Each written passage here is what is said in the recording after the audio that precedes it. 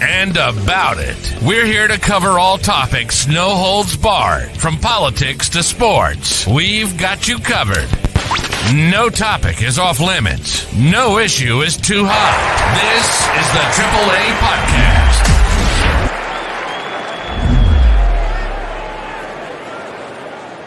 Yeah.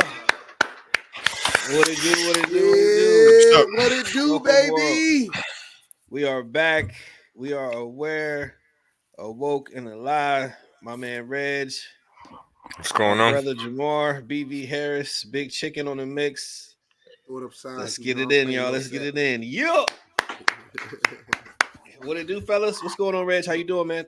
Shit, chilling, just working, staying out of trouble, talking shit, being my normal self, Staying in the mix. Big sure. Reg. Yeah. That's good. Hey, man. Hey, big bro. Turning 43. I keep trying to catch up to you, but you keep jumping in front of me, man. Like, damn, I guess it's a good thing if you keep adding a number and I gotta play catch up. I mean, we both kind of 43 now, though. Yeah, I'm here now, baby. I'm here, baby. Listen, me and my brother on my dad's side, we both 42. He's 4 months older than me, so basically the same thing, yeah. But no, welcome to the hood, man. Trust me, it's better to be on this side of the dirt. It's 43 ain't that bad after all, my dog. So I'm gonna enjoy it. I'm gonna be thankful. And facts. What that hat say? I can't see it. It's a motorcycle club. Soho. Yeah, down there and out of Dayton. Oh, that's fresh. Long as I don't get beat up on it over it, I'll keep wearing it. When a whole bunch of dudes on Harleys and everything else roll up on me, I'm like, what hat? Oh, I didn't mean to do that for real. It's silly. I thought it was Midtown Manhattan. I didn't know. I should go. That district. Yeah. I thought that he was rapping. I was about to tell him you the first guy I've ever seen rap Soho. I didn't see LES or I ain't never seen a motherfucker rap Soho. Not at all. So, you want to start off with the news or you want to start off with sports? I think news first because then sports get exciting and we can jump into the main thing. What we got for news, Big Chicken? In the news. Started off, we got the Trump NY trial going on as we speak. Man, Parkgate. I was just watching some of that. Like, I seen a couple news clips on that. It's all over Facebook, every social media outlet. But it's like, to me, it's like, for what? I almost don't care, and I'm gonna tell you why. The reason why I don't care is because I don't think that any of this is gonna prohibit him from doing anything he would normally do in his life. He ain't gonna go to jail from it. He's still gonna try to be the president, and either they're gonna keep postponing it until his old ass die, or somehow nothing's gonna happen. So I really don't see the point of it. I think the way it's looking, at first I held some I don't want to say hope, but I used to really believe in the justice system because I was ignorant.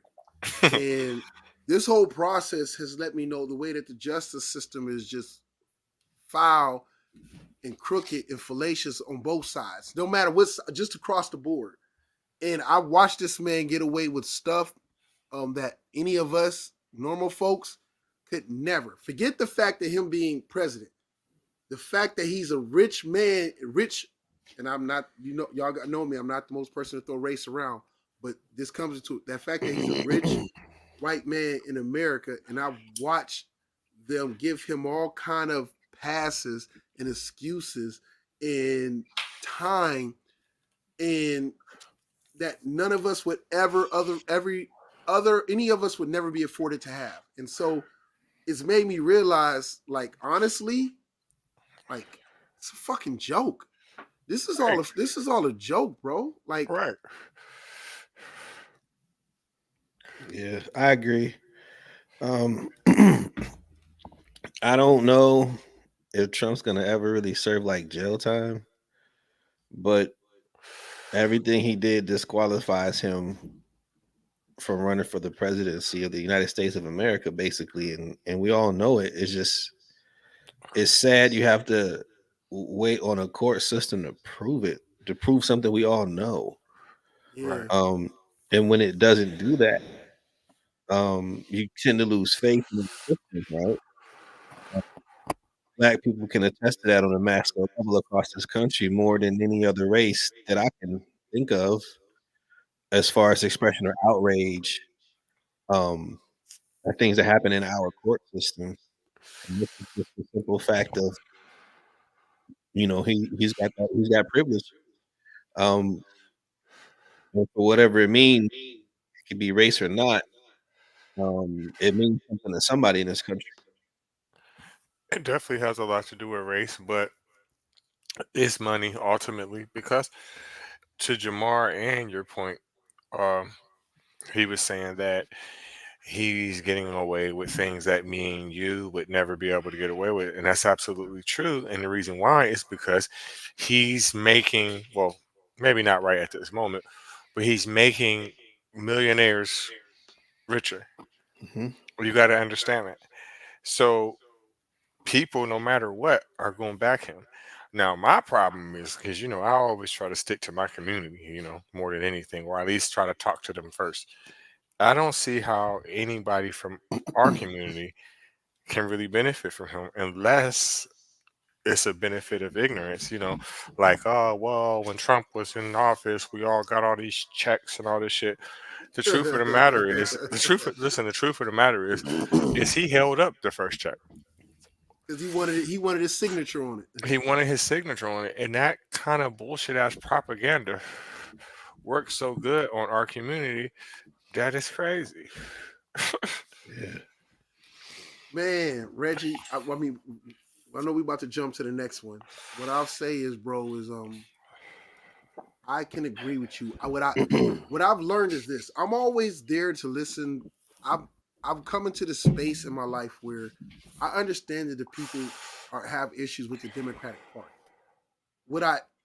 My biggest issue is those that have issues with the Democratic Party and make it like this guy is a savior.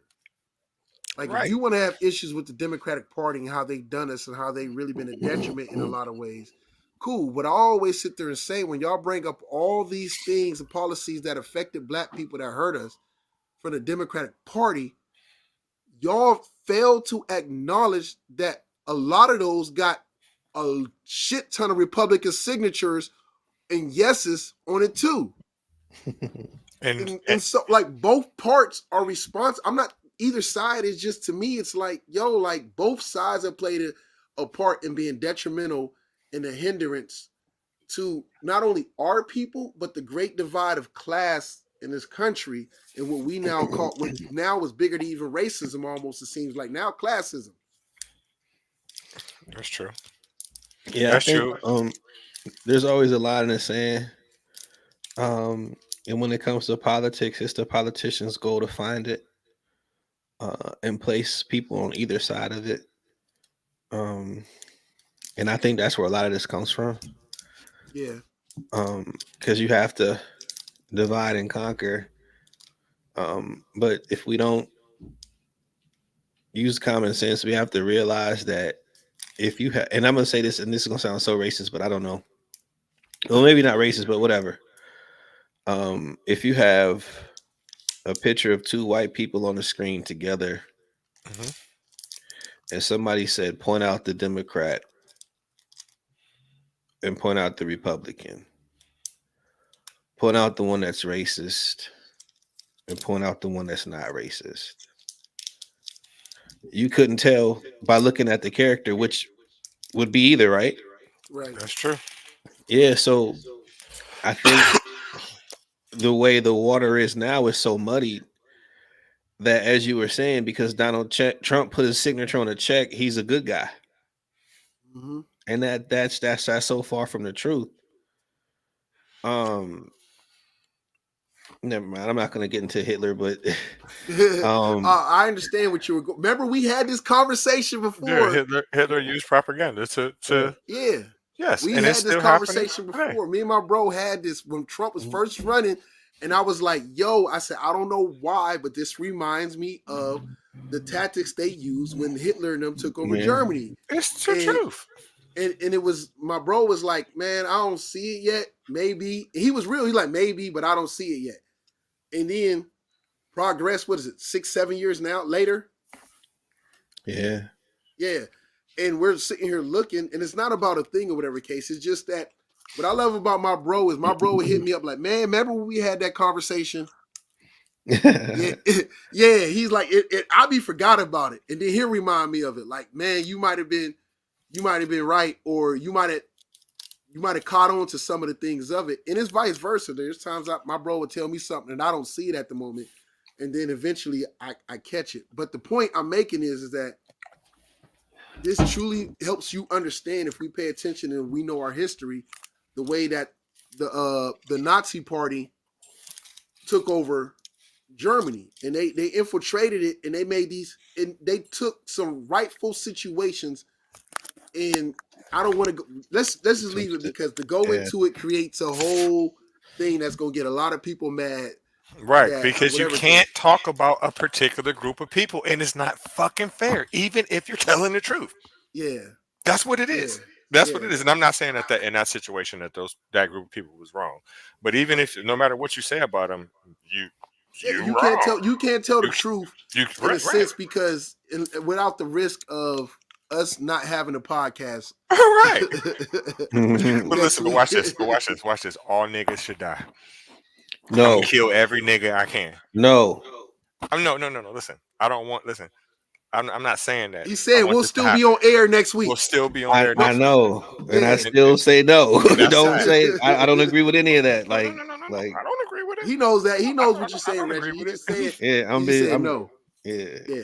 But yeah, with that propaganda though, when you start looking into other countries, listen, and I love bringing this up to y'all too, because of what y'all got going on with Haiti. That started because of propaganda. Mhm. The Dominican Republic. Well, this is just one part of it, because we can keep wait, going. Reg. Huh? I got and I just found this out, and I don't want to say that you're not wrong, but it's a deeper history to what you're saying that I just kind of found out. Yes. So I wouldn't say what you about to say about the Dominican people like that, because I found out going back, because I had to, that when the Haitian people first took over the island, right? When they first defeated the French in 1803, I mean, like the real, like they're gone, right? Yeah. And they tried to establish a government.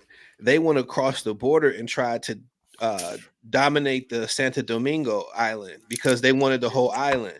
So they went to war with those people, ready to try to dominate them like they were dominated. They were going to do the same thing. I'm not saying they're going to enslave them, but they wanted to be the ruling class over that area, because they had more experience with the military, and plus they had more money. But that war messed up the Haitian Santo Domingo relationship, because now we hate each other because you're trying to dominate me. So over the years, what you're about to go into started to occur, but it initially started out when the Haitians tried to take over Santo Domingo because they wanted the whole island. But listen, what you're saying is true, but what you're saying is from the Dominicans' point of view. No, it's not. Yes, it is, and I'm gonna tell you why. I'm not telling you what you're saying is inaccurate, but what you're saying is from the Dominicans' point of view. Because from the Haitians' point of view, that same story, what you're saying, right? The Haitians say that they freed them. They said they freed them. That's what they said. And the Dominicans decided to go back to the slave master. Now I'm gonna tell you why. What they said was, they said that in the part of the island that's the Dominican Republic, they said at some point that their sugar industry, like their sugarcane industry, had kind of went dead. So they said that the only thing that they had really for the slaves to do was to really like work in the fields and be on the horses themselves. So they had a different kind of class.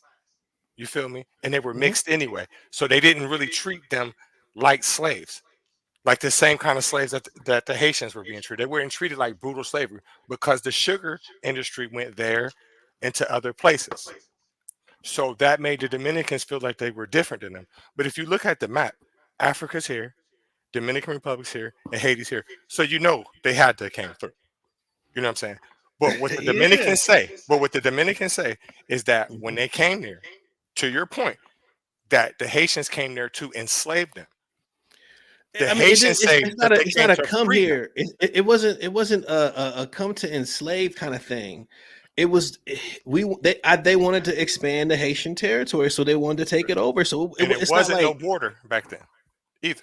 There was no but border. it was a difference. It was a big distinguish between what Santo Domingo was and what Haiti was going to be. But Haiti didn't want that. They wanted the whole island. And again, it's not about they weren't gonna slave the No, they Dominican. Now, weren't. if they were, I don't. That's not the perspective that I read. But I just know they wanted to take over the island. Now it could have been for resources in that area. I don't know. I wasn't there. I was just reading No, from the they facts that I say was given. what they say is they were going to free them Hmm. because No, which is fine, but they went to war, Reggie. So when you say going to free them, that's not that's not anything that I understand. They went to war with each other But over who- territory. but you It's got just to like remember, two gangs fighting over land. right? But who were they fighting? Were they fighting black people or were they fighting white people? What do you mean? Because some of the Spaniards were still there. So were they fighting the Spaniards or were they fighting the Dominicans? They were Because fighting Dominicans. listen, what the Haitians say with that same story. Now, like I said, I'm not telling Mhm. you that it's inaccurate. What they say is that they went to freedom. I don't know if you know the story about the Jamaicans and the Haitians freeing each other too. Do you know that story? No, nah. That's a true story too. The Haitians helped free the Jamaicans because at that point they just said if they catch your ass and you white, we're gonna kill you. Period. Oh, they was turned up on some Yeah. rah shit. Yeah, if they catching you white, they're killing you. God damn. And those islands are Hey, right there. hey, just imagine like in America, you can pull it off if you the person who's black but can pass for white, but you down there at that time, and you the black that can pass for white, and the motherfuckers see you like, oh. And then you also got to remember, D80, that you got a lot of black people that down in them times that were so enslaved that if you got a motherfucker coming to you like, hey man, listen, you don't gotta, you know what I'm saying? They're like, oh no, massa gonna get you. You got a lot of that shit. What's You know the what I'm saying? famous line they say Harriet Tubman said? Like she could have freed Exactly. a lot more. Yeah. She said she could have freed a lot more. It was something along the lines that she could have freed a lot more. But I just know what I know. And No. Like I said, what I'm telling you, what you said is not inaccurate. That is not inaccurate at all. But that's just from one person's perspective. we're just talking about a perspective. You know what I'm saying? Uh, Because the what we got Haitians yeah, don't say but that's what happened. it's not necessarily a well, from what I read, it wasn't a Dominican perspective. I was just going through the books that I read from Haitian history, so it could be American perspective. I don't know, but I'll get to the bottom of it. But listen, it is a lot of propaganda down there. And what I was going to say was about the Rafael Trujillo story. But, they had been going at it before then anyway. But he started a lot of shit and he blamed the Haitians for a lot of shit. And right now, if you go down to the Dominican Republic, a lot of them, they have like Haitian servants and shit like that. They treat them like fucking slaves. They treat them like shit. Like shit. And it's because of propaganda. Every country has propaganda. Here we have propaganda. Just like when we used to watch cartoons. When we used to watch cartoons when we was kids and shit. You remember the cowboy and Indian cartoons? Yeah. The natives looked like they were just some Hey, bro, listen, we were indoctrinated with the whole Christopher Columbus story. It was like he's the a whole hero. thing. It's in the cartoons and hero. everything else. Like Tarzan. He's a fucking mass murderer. He ain't no fucking hero. These people were sitting there minding their goddamn business. You know what I'm saying? So that's crazy when you realize, like, yeah, you was duped. You was duped too. You ain't different than nobody else. You was duped too. Like, look how they make the Africans look. Even in cartoons, deep, dark Africa. Like, these people were just fucked up and savages and all that shit. And them people was just living their life. These are facts. What we got next, chicken? So to go next, we got to talk about Israel versus Iran affecting U.S. college campus. Same shit. Same shit. It's the same shit that we just was talking about right before. It's like these people can't defend themselves. Israel, you start fucking with somebody, they defend themselves, and then we get in the middle and help them defend them. Crazy. I mean, this is something that's not gonna stop no time soon. That's not gonna. There's no real resolution to it because even when one gets ahead and gets some type of placement, the other one is going to come back with full of vengeance or going to get a leg up to go ahead and hold the other one down. And nobody's ever going to sit there and acknowledge that they was wrong because it's so much bad blood that it's an eye for an eye at this point. Am I wrong for thinking that? Like, it's so Yes. fucked up, like where Yes. everybody's got blood on their hand. I think so And- because Iran, who did something to somebody first in this situation? Again, Israel attacked them for no reason. For no reason. Well, I mean, there's a but in their mind, they always have in their mind, even if it was 5 years ago, 10 years ago, 6 months ago, they got a reason. And the other one is always gonna feel like we got a reason. And it's just never gonna stop. Like it's like what's that book? The Never Ending Story? Mm-mm. Yeah. But we got to listen. The world has to stop holding Israel in a superior position. That's the problem. Everyone looks at Israel like they're better than everybody. So guess what? They think it. If you listen, if you tell a person their whole life, just like Kanye, just still off Cat Williams shit. Okay, we've told him he's a genius, he's this, he's that. If you tell a person something so many times, they're gonna believe it. So we didn't told these people that they can have everything for free and they're special and they get their own place in the world and everything's free. And because of what happened in the Holocaust, it's anti-Semitism because they're doing stuff to people. So this is the result. They break every UN fucking rule that there is. We don't do nothing. They can't be stopped. What you gonna do with them? They'll tell you that they're gonna fucking keep going, and keep pushing on Gaza until there's nothing left. They're telling you that they're gonna do it. Hey, Reggie, you're right. Hey, bro. Mhm. Wait, let Mr. White in. Hey, bro, when you hear that, it's crazy because I've watched in the last few weeks the U.S. struggle to try to put up some type of front, like we're punishing them. We're not. for We're for not. obeying different things and stuff like that. But in reality, it's like maybe I'm wrong, but to me it feels like it's a facade when we do stuff like withhold funds from Israel, or we do certain things when they violate like the wars of law. Geneva But Convention. withhold. Why do we law? gotta give Yeah. them anything? Why do we gotta give them anything? Withhold. Like our money is just okay. Look, if you just play by the rules, do it. We'll give you our money. Our taxpayers are gonna give you our money for free. Who the fuck are they? That shit is annoying as fuck. What's up, E White? Hey y'all, I want to introduce y'all to that's my big bro, Ernest White. He Salute, was sir. one time my former How you doing? supervisor as well as a Good. How big y'all time, doing? still a mentor in my life, doing amazing things in the school system in the Columbus area as well as just in the community. Super thorough brother, educated, not only from the streets, but educated within the classroom and just educated within a wealth of knowledge in this world. And so I'm happy to have you on, brother. Appreciate you. Oh man, quit telling those lies, man. Quit telling those lies. I appreciate it. Hey, as soon as I chimed in, y'all was on some hot topics. Yeah. I just wanted to I just wanted to kind of give my 2 cents. So the topic that was in the email was Iran versus Israel affecting U.S. college campuses, and I agree with you mostly, Reggie, about what you said. It's just I thought that we were going to talk about how movements Iran. work, well, yeah, but how movements work and what's going on these college campuses is no different from what was done in the civil rights movement. Correct. You have to use young people Correct. have to be the forefront of your movement because they don't have mortgages, they barely have bills, and they can afford to get arrested a couple times and not really have a record. So Martin Luther King understood that if you use young people in that manner, you were able to get the media's attention, especially if they're white.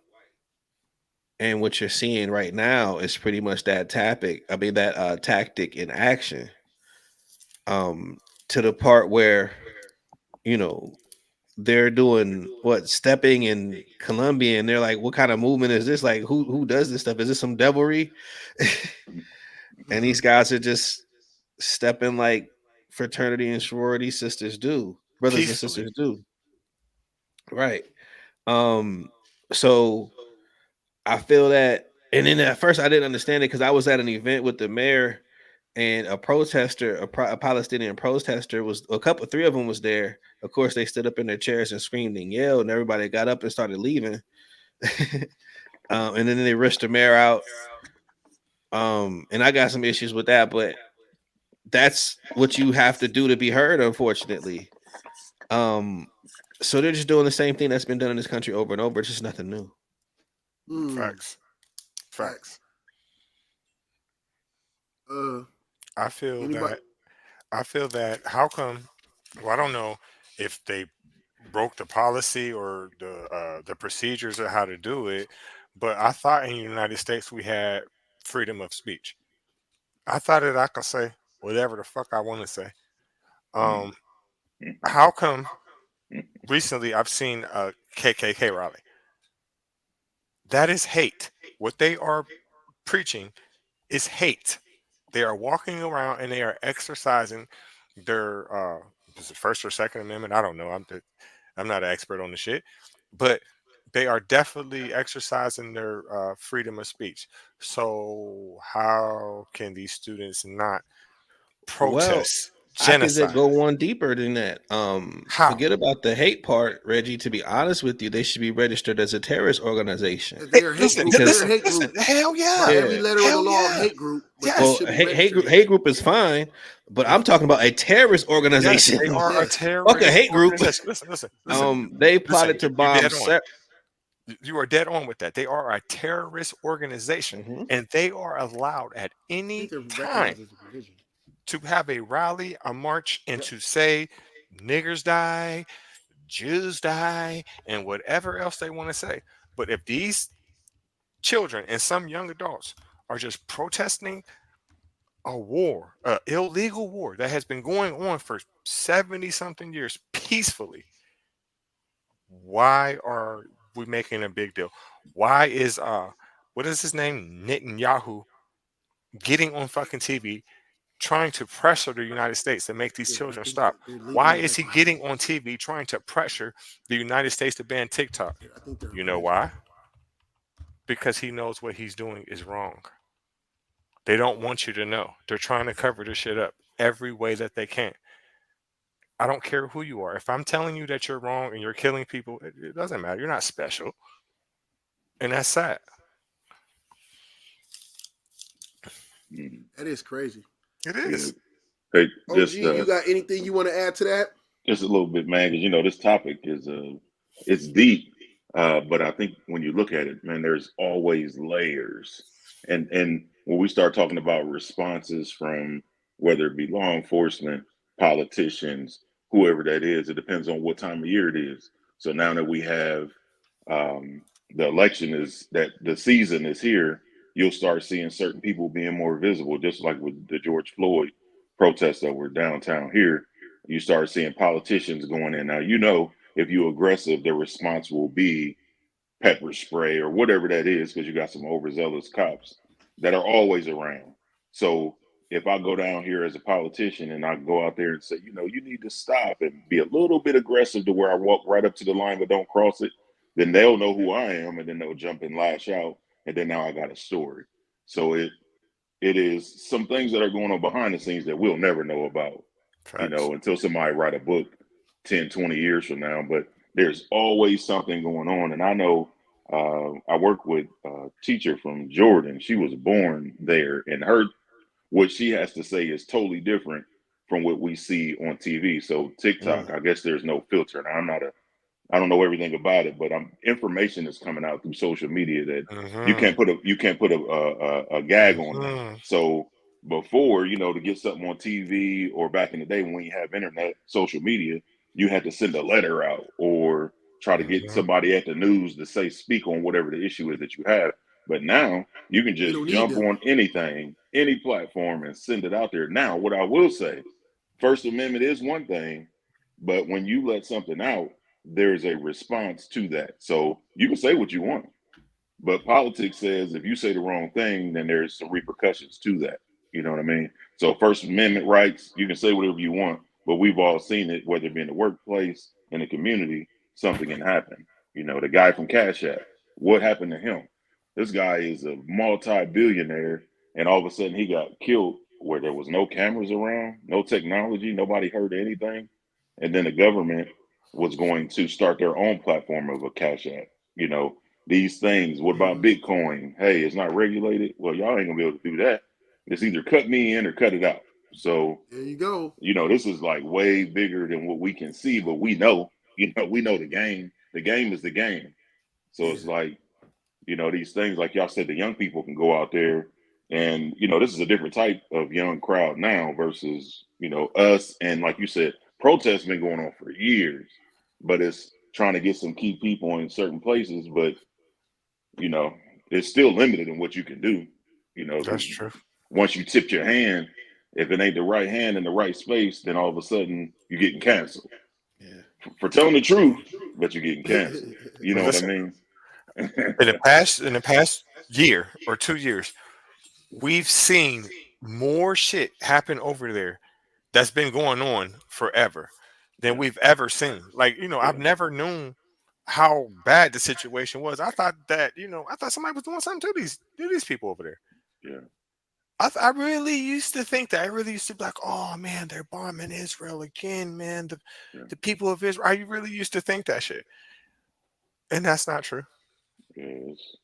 Well, it's true, but it's not like to the extent that they do, and that they don't No, it's never tell called the other fighting side. back. It's called Yeah, Yes. fighting back. Yeah, yeah, yeah. It's right, called right, fighting right. Trying to back. keep their Yeah, land. right, right, It's right. called So yeah, defending yourself. they're Yeah, not they're not giving context to context, bro. There's so many words within the last couple years that I've learned. I've learned Cutting their water off, starving them. context matters in life, and I'm learning this new thing within the last 2 years of it. This thing called emotional intelligence, mm, and emotional intelligence is so big. And I was like, yo, like wow. And then you learn it, and you're like, you get the understanding of it, and then you realize how much of it you lack, or how much our people um have been led because of the lack of emotional intelligence, and the fact that pulling on that heartstring, or not even a heart, pulling on that anger string, yeah. and how much we can just be pulled and yanked over here and not understand that we can go, Hmm. our emotions will take us to go ahead and trick us out of position. Well, it's when people learn what changes your emotion.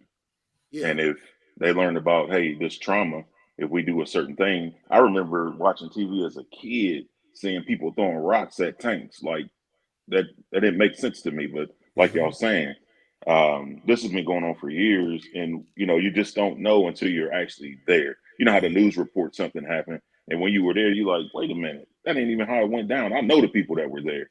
So Yeah. it's what they want to feed us, like they say, programmed. So if we get programmed all these things through reality shows or whatever they want to feed us, remember how they used to say you watch TV, you watch the movie, but when you read the book, it gets a little bit more in depth. So it's Mm-hmm. like, how can I get a hold of this information? And like you saying, the emotional intelligence, me going into mental health and then working with the kids, working in the prison system for so long, and then going out to schools, actually talking to kids, seeing that, man, this is a bigger problem than what I knew, and then watching that documentary, The 13th, kind of really added something into it. So it's Yeah. things that come from childhood, like you said, the mental health piece. We were always told, don't talk to nobody you don't know. Yep. Don't tell nobody you don't know your business. Then when you tell the people you know your business, they tell everybody. So it's Hmm. like, man, we've been programmed to do Hmm. certain things that were That's a fact. unhealthy. And so I'm like, man, just I ain't gonna go all into it, but yeah, I'm working on Nah, it. bro, That's real shit. that's dope. That's That's super Yeah. real shit. dope, because I and I don't hold it against my parents. Like, the biggest thing I've had to learn in the process is that they too are products of the conditioning and Yes. in the in being indoctrinated. Yes. And let JJ in. So with learning that and then learning to re-educate or at least re-educate myself in a way to look at things differently. And go and say, okay, if this happened, what's the reason why? Which kind of takes us into our kind of our next topic is that a friend of mine's hit me up. My boy B out, and he's in Texas now, but Bryant, aka OJ, he hit me up and he was like, yeah, man, they got rid of the non-compete, da da da da da da, and all this other stuff. And I was like, yo, that's dope. But they didn't just do it because it was the right thing to do. There's got to be a bigger picture or something else that's going on, or that what they're trying to achieve that allows that they got rid of it because Congress can't get shit right or pass nothing or anything else. So for this to move through and to come into law means that there's a bigger agenda. At least that's how I look at it. And it's trying to figure out what's the big play. Mm-hmm. Yeah. So So it's that part right there. That leads to, and it's about education and being open to like generational things, generational trauma, just family dynamics. Why do we do certain things? I mean, man, it's a whole bunch of like I got a whole bunch of books with just information because I got to take a big test next month. But it is it's eye-opening, but just sharing the information, especially with our young people, man. And I'm talking about young, I mean like elementary school. You know, that's where we got to start because I mean you can expose. I said knowledge is gained by levels of exposure. So if we can expose them to the information in a way that's receivable and being patient, you know, giving some grace, like he talked about our parents. You know, they were raised in whatever their situation was, and then their parents, grandparents. So it's just we got to start from somewhere, you know. And I think, like y'all saying, as far as educating about politics and things that are going on in the community, I think it's just so important and being consistent. You know, I think it's just so important. Damn, truth bombs be dropping, bro. What we got next, Big Chicken? We went over that, and I touched lightly on the whole non-compete clauses with them getting rid of that. And then I guess we can lightly go across them holding airlines. The feds cracked down on airlines. More or less, airlines were supposed to do it, and a lot of it was in their policy. But if you never brought it up and they canceled your flight or moved your flight, they were liable or owed you to go ahead either refund that, or make it right at no charge. And a lot of them weren't doing it. And so I guess the federal government, for whatever reason, is trying to crack down more on that. I don't understand the bigger picture behind it, but hey, maybe it's just it's the headline, and there might be some pork fat behind it. I don't know what the deal is. I don't know, but it sounds like a good idea to me. It sounds like they hold people accountable for ripping your ass off. Yeah. And they probably was getting somebody in the complaints. Airline industry pissed off the government, and this is punishment. Yeah. Maybe the whole Boeing thing and everything else. So you're on timeout for a while. Yeah, let me spank your hands. But now look how the price of gas has gone up for no reason. Almost $4, and then $4 for like if you got to get was it 93. It's just things that happen for no reason, but that's like some things going on behind the scenes. Somebody is making billions and saving billions, and then like I said, right around politics time, the political voting time, election time. Then all of a sudden you'll start seeing a shift in things. They'll start coming out with, "Hey, we're gonna crack down on this and crack down on that." Now with the airlines, let me do something that appeals to the people, which they never did take care of that student loan thing for real. You put a Band-Aid on it, but you didn't take care of it for real. So let's make another move on that. And then the seniors, let's talk about medication, and then let's do something for the kids. You know, it's just the same cycle. Yeah. Let's play games. Let's manipulate. Let's drag them along. Let's pull in their heartstrings. Toy with our emotions. Yeah. Toy with our emotions. Let's throw a carrot out there. Let's reel them in. Yeah. And then you get them right there during election time. Who be surprised what else we get? I wouldn't be surprised if they start dangling reparations around election time again.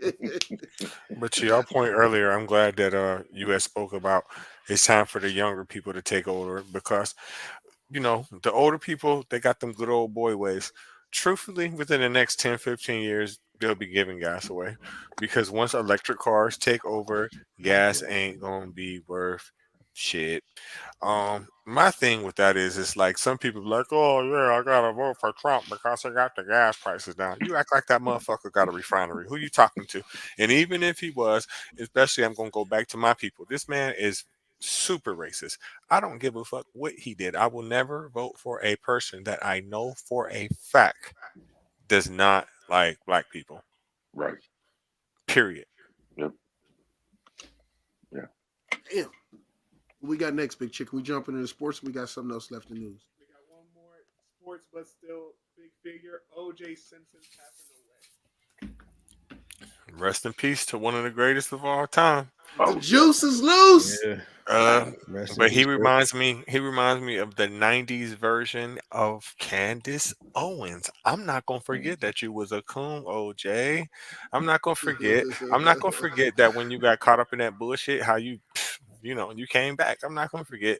So when you finally got jammed up and went to prison, I ain't gonna lie, I ain't give a fuck because I know you did it, but rest in peace. You one of the greatest who ever done it. Rest in peace, OJ. Hey, did you know? Hey, what at least from what I seen from a couple documentaries, her the maintenance guy from where she lived at, or her maintenance guy was a serial killer. Hey, Eddie is from Ohio. Yeah. I found that out recently. Yeah, that's what I was going to say. You never heard about it back then. Matter of fact, when we worked together, there was an attorney that worked on that case, and I just reached out to him. He was in Beverly Hills to see how he was doing. But I never heard about that guy. So you only heard about certain things. See, that's what I said. Look how long it took to hear about that. And then, a lot of our people was like, yeah, we won. No, we didn't win nothing. Right, We didn't win a thing. He's a fucking coon. And he shouldn't have went up in that hotel room. I wouldn't even have went up in that hotel room. They set him up, and he fell for it. Listen, he bit like a motherfucker. Yeah. Bit. Over some fucking football cards. Stupid McNoopit. Couldn't believe You are the card. The Couldn't card ain't believe nothing without you. No matter what it was, it's you. Yeah. So why would you do that? You can get another one, motherfucker. He was walking too. That head was bobbing going down that hotel room. Thought he was 30,000 cameras up there. I'm going to get my shit back. Fuck this shit. You got my shit. You got my shit. Right. Okay, one last thing in news. We jump into sports and then what time is it? We might jump into the main topic and just briefly go through things. For a long time, I think it was 38,000. If you made under 38, it was over 38,000 and under. They didn't have to, if you worked overtime, they didn't have to pay you for, if you were salary, they didn't have to pay you for your overtime. They can get away with it. And they just passed a law that now has it to where if you make roughly 58,600, but 58,000 and under, if you are salary and you make that per year and under, they now are required by law to pay you for any overtime that you work. So, I mean, I think that helps out a lot of people that work at a lot of restaurants, a lot of general managers and managers who they used to work the hell out of. And some of these smaller factories, they could work the hell out of and get away with just sitting there saying like, yo, your salary, so we don't got to pay you overtime. And now they're required to go ahead and pay. But again, like I always say, the government don't do nothing for nothing. So I'm trying to figure out what's the catch to it or who's getting set up for it, for the woo-woo for it. I don't know. That's a good one. And you said 38,000 or 38? It used to be 38,000. Now it got moved up to 58,000. If you make under 58,000, they have to pay you the overtime you work instead of counting telling you your salary. Your salary employee. Okay. Yeah. Listen, I'm more mad that it was 38,000. Yeah. I am upset about that. Basically, the way if you look at that, to me, it sounds like a lot of smaller businesses or a lot of these franchise, maybe not these bigger businesses, but more like your restaurant chains and things like that. They would have a general manager, and they probably had their general manager probably about 36, 37,000 or whatever case, and they'd work them to death, the and they'd shit never out of have to pay them for all that time that they was working trying to keep that restaurant going. Yeah. And they can always just sit there and get away with the whole salary thing. And now that it got moved up to 58, that kind of changes things. But then again, these restaurants pay more, but now they're charging more. Bro, we bought 2 meals yesterday at McDonald's and it came out to $35, bro. Damn. $35, bro. Like, come on, like 2 meals. Hold on, man. Wait a minute. You need to get the app. The app. Then You got a 48-piece. Then you buying them deluxe sandwiches, man. You better get back to the dollar meals. Bro, I need a dollar menu. I probably just don't need to be eating McDonald's. Reality. I probably just need to. Nah, I'm not getting for $35. Hell no, you don't need to be eating that. You lose this and you gaining weight and losing money. Hey, just to speak on that, what you said. So, just to give a little insight, in education, it is salary. So you get paid whatever your contract is. There's so many teachers that work beyond their time. And it's not, so what they did is, another thing they've done, that's about at least 10. So wait. The way it sounds like, is that a voting tactic from Biden? To get the teachers unions and everything else? Like, because a lot of teachers, you'd be hard pressed to find a teacher making $60,000. Well, it depends on where you at. Yeah, So okay. We got a place here in Dublin. They make $120,000, $130,000 after 25 years. But think about it though. So to be a school counselor, you got to have a master's degree.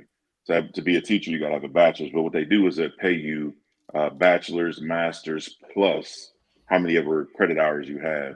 But what they've done is most places only work you're scheduled for 37 hours. So that whole overtime thing goes out the window. But teachers' education is not that. It's just the hours of the school day that the students are there. So whatever you do extra, you see them and they say, well, they get the summers off. That's not true. Like, I get 1 month off in the summer, but I have to go 2 weeks prior to school starting and 2 weeks after. But it's a part of the salary. But in the summer, you don't get paid. So some districts have a plan A or a plan B, where you get either paid just during school or you can get paid throughout the year. But it's only like 36 or 37 hours to avoid an overtime problem. So, and I didn't know that until working for the institution, you get overtime. You just, walk a little slower and drive a little slower. You figure out what the game is. Hey, we take the detour back from OSU Hospital, take the long way back. Oh, man. Hey, 59 minutes to go around 270 at 55 miles an hour. You know what I mean? Hey, bro, not only am I trying to sit there and get OT, I'm trying to make sure I don't get mandated the next day. So I need my 4.5. Listen, you just gave me more respect for these teachers, because doing that, I would have been said, fuck these kids. Ain't no way. Yeah, This is kids crazy. be stupid as fuck fucking with me. And like I said, it is like I'm in a rural area. I'm in a rural school district. So around the corner, you may be able to make $15,000 to $20,000 more. So the turnover is really high. That is one thing I say where the government need to step in, because if the job requires the same, the pay should be the same. You know what I mean? If they really want to step in, do that. But it's a lot. You really got to know how to manage. And it's a lot of kids, man, a lot of different cultures, a lot of different, things that's happening. So, you got to get in where you fit in. Man, you have to work, braid hair, sell dope, and rob. Man, to be able to pay your student loans. Yeah. It's a terrible thing. Listen, you'll be underwater the rest of your life. That's a strategy too. Oh, that's what I said. Mm-hmm. I ain't heard nothing. I got all these degrees. Man, you know how bad I'd be begging somebody to shoot me or run me over with their car, some shit like that. I'm like, listen, bitch, I need the SSI check. I can't do this. Real quick. Listen, Uncle Sam, He got to have a perm because he's a fucking pimp. That's the craziest shit I ever heard in my life. Listen, there's no benefits to being a teacher. Listen, man. Yeah. Listen. So this is what I will say. Mm-mm. You know, there's a way to navigate through every system. You got to have your own company. So I do consulting work. So Okay. you know, I'm in my office. So you got to know how to play what benefits you. You know what I mean? So I really am passionate about what I do, and training families, educating kids, and that whole thing. So I got to make this thing work for me. Like he said, he would make sure he get them 4 hours so he wouldn't get mandated. So I got to come into this space, and I want to share this information because not many people have worked in the criminal justice system, education, mental health, and know what that whole thing is like. So, and especially from our perspective, I want to start a podcast and talk about Black fathers with kids on the spectrum. You know what I mean? I know we're out here. We do a great job. But as far as being seen, it's not there yet. So that's something that I want to work on. So even though that we and my bro got you. We got it's you. gonna happen. It's gonna happen. Yeah, we gonna make it happen. It's gonna happen. Facts, major facts. It's gonna happen. So I'm just consistent with it, man. Even though I see some things that need to be adjusted, I'm just on my own path, man. And God got some things working for me that's gonna be amazing. So I ain't gonna let the student loans. I tell them I ain't got it, but I can put something on it until I get it. You know what I mean? Great facts. Okay, so we're running up on an hour. What we gonna do here is we gonna jump into sports, but it's kind of quick. We gonna kind of lead the draft in the playoffs till next week for AAA sports. And we're gonna jump into Caitlin Clark. Did y'all guys see the Nike deal she did? Yeah, man. Yeah, that's big for her. I like that. How much was it, Big Chicken? One of 28 million. I think it was 28 million. That's cool. She get her just due because, I mean, unfortunately, the way the WNBA is set up, it's not in their budget to pay anybody. Yeah. So there you go. There you go. Yeah. And I think that's how it's been. The endorsements deals used to be bigger than what the salary was, but I know theirs was ridiculous. Yeah. I seen her and I was like, man, okay, they'll hook it up on the back end. So hopefully one day that improves. But that's a great deal there. Look at it like this. That's way more than Jordan's first Nike deal. Way more. Yeah. Props to her. You know what? I grew up in an era where in competitive sports you gave props to where props was due. It doesn't matter the race. If you play football, actually, honestly, if you play hoops, if we was black back then and we played hoops and we seen a white boy come out there and schooling a whole bunch of brothers, hey, we was super hyped for it. We like, oh my God, he is crazy. If you seen a white boy come on that track and dust a whole bunch of brothers, you were like, bro, it ain't gonna be me running against him. No. You coming to the barbecue. Yeah. So props to Caitlin Clark. What I will give her props on is this. Everything that went on, and she had plenty of opportunities to try to cater to a certain audience that wanted her to see her win because of her race. And for as far as I could see, she never folded into that. She stayed business as usual, go out here and just play basketball and try to win. So I give all the props to her, man. I was kind of hoping that the girl that considered the greatest women's college basketball player of all time, I wanted to see her get one. I did personally because just to add to the story. But story with went her like losing, I wasn't heartbroken when she lost. You know what I'm saying? But I was kind of like, yo, if she wins one, the story is unique. But she didn't. But she's super dope. I wish her the best. Yeah, she is I just hate that a lot of times with her in race, it shouldn't even be involved. To your point, she's never said nothing racist. She's never done nothing racist. She doesn't appear to be racist. Her whole career, she's going to deal and play against and with black people. Bottom line, you know, a lot of people did want to see her win, you know, because she's white, but that's fine. You know, I wanted to see Tiger Woods fucking win because he's black. So what? Hey, I ain't gonna lie. I voted for Obama the first time because he's black. Me too. So fucking what? So what? You supposed to want to see your people win It's Jeezy's fault. because you want to see your people win. That does not automatically make you racist. So if there's people out there that vote for her for being white because they white, so what?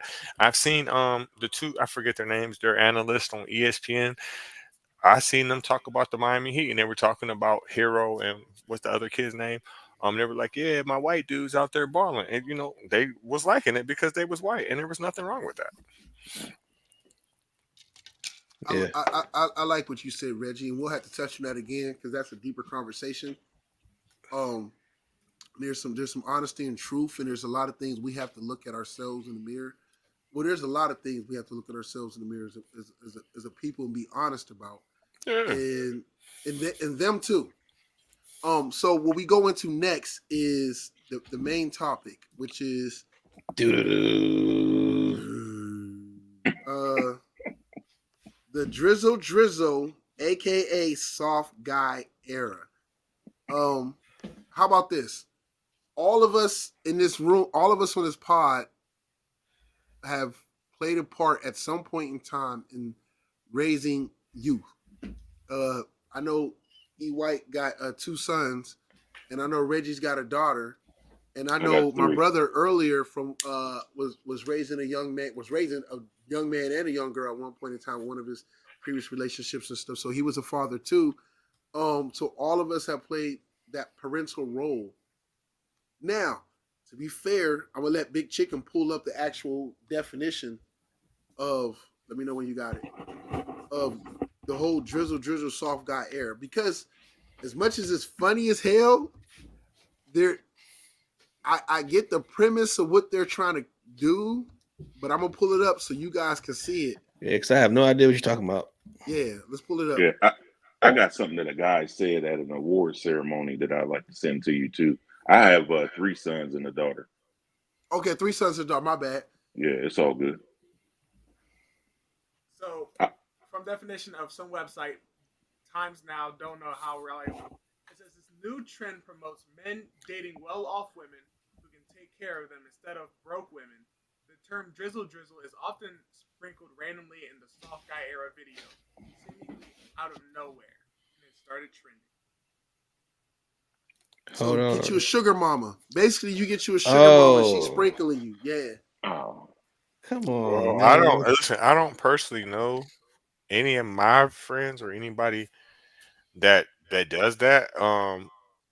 My mentality is that ain't nobody taking care of me. I'm gonna take care of myself. And I mean, if you want to buy me gifts, if you're my girl, that's fine. But I'm not about to sit there and let nobody take care of me. I'm a grown ass fucking man. What does the soft guy era got to do with anything like that? What I don't understand. I don't Well, get they call it the soft guy era. Is more. I don't know if that's more used as an attack. I'm gonna have Big Chicken pull it up. I think soft guy era. I think that, but they're correlated with each other. I think that is kind of like what I be talking about sometimes. Is like, to me, it seems like it's an attempt nowadays to emasculate or demasculate, whichever the proper pronunciation is, of black men. Demasculate. Emasculate something. It's terrible. Big Chicken got it. Here we go. Because Big Chicken got it. That's all this cap. comes from the idea or rejecting of girl boss lifestyle. Females who like want to be more dominant in the relationship, that they kind of started the whole soft guy era, and like they kind of want that kind of person. If that makes sense. But who's like that though? Like, I don't. There are a lot of women that there are enough women that prefer a man who they can kind of dominate, just like there are men who prefer women that they can dominate, and there's some men who like or prefer women who are strong enough to stand up to them. So I get it in a sense of it. I think we're just kind of highlighting control. Yeah, it's all about the fight for control. I'm gonna tell you right now, you can put me in the soft guy era thing only for the fact of Oprah Winfrey and Martha Stewart are financially sexy, my niggas. So I mean, listen, if they need me to be a stay-at-home dog dad, I'm all for Oprah. I'm your guy. Fuck Stedman. It's me. It's me, okay? Money is not everything, man. Well, No. why does it have to Bro, have a name like I'll the soft find that guy out. era? That's Yeah, my it's lesson to strange, learn. Like where is this crowd of guys that are like this? Because like I said, I don't know No, none. I know guys that I like don't know stuff none. like that, and they not soft. They players. You know what I'm saying? They in a sense pursue women who got more than them so they can get what they got. It's not a thing that I want to fall in love with somebody older to take care of me. No, I want to drive your car. I want to say I'm whipping your stuff. I'm taking your. It's a take mentality. It's a weird thing. It's not a. It's not. This is I not Oh, like see a what you're normal saying. thing. oh, Yeah, listen, I I see what used you're to be saying. like that. Listen, I'm not knocking whoever you're talking about, and I don't know if this is them, but I'm gonna say me when I was like that for real, it's because I used to be a bum. I ain't gonna cap to you. And I Yeah, used I'm to just have saying serious that drinking that's problems. those are the only Yeah. times I know of situations like this. Like I would never call it a soft guy era. I just know that it's dudes that do that because we Yeah. got cousins that do that. Yeah, You know what I'm saying? listen, E. White had this like 88-year-old chick that he was no, I'm joking. You said you was done with her, man. No. He passed her on through. Yeah. So this is what he stole my girl. this He is stole what I was Ethel. thinking. He stole That- Ethel. Oh, This, right. this is what I was thinking, and I'm gonna send you this video. I think back when we grew up in the '80s. On powdered milk, the big block of cheese, food stamps, and really we I didn't hate have a powdered car, milk. so you had to walk. You didn't have bus fare and that kind of thing. So when we got older and got a job and got kids, we wanted to make it better. So we started running out, income increase. You want to go out and get all these gaming consoles. I had one Atari with the little joystick thing with the orange button.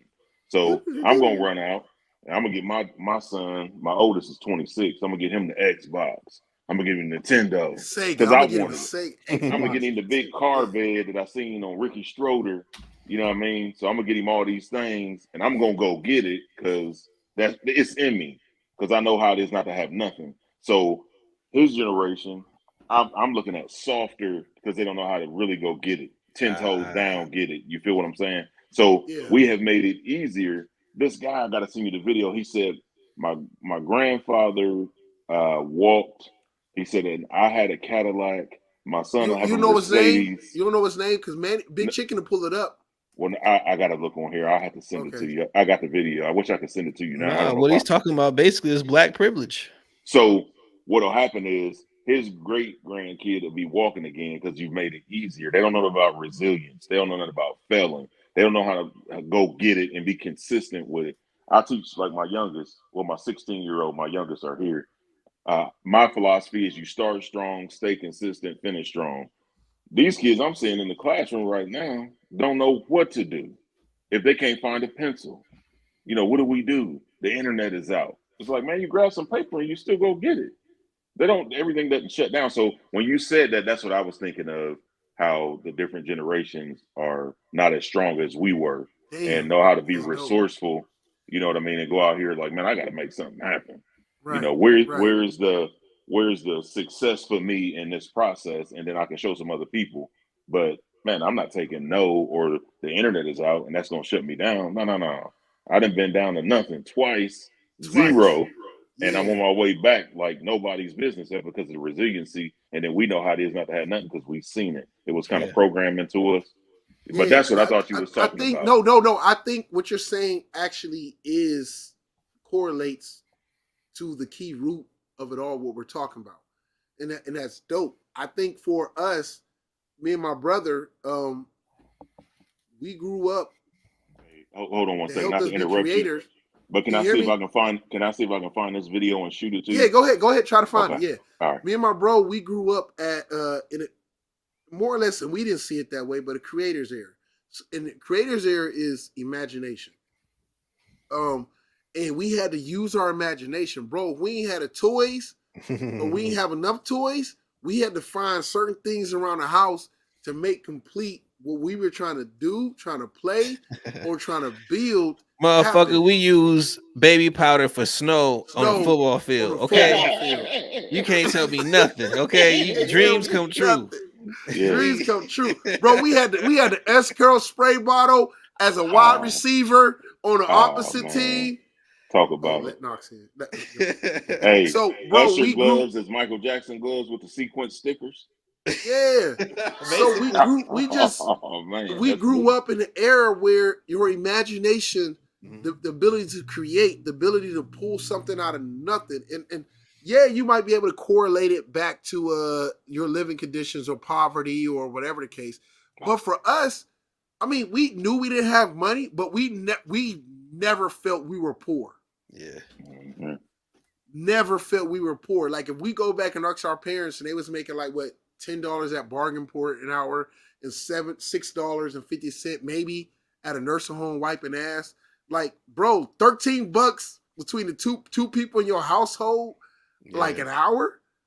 You Making tell that me work. that today, bro? Like, no. So Always had a full fridge. Always had yeah, a we good had to Christmas. figure it Like, out.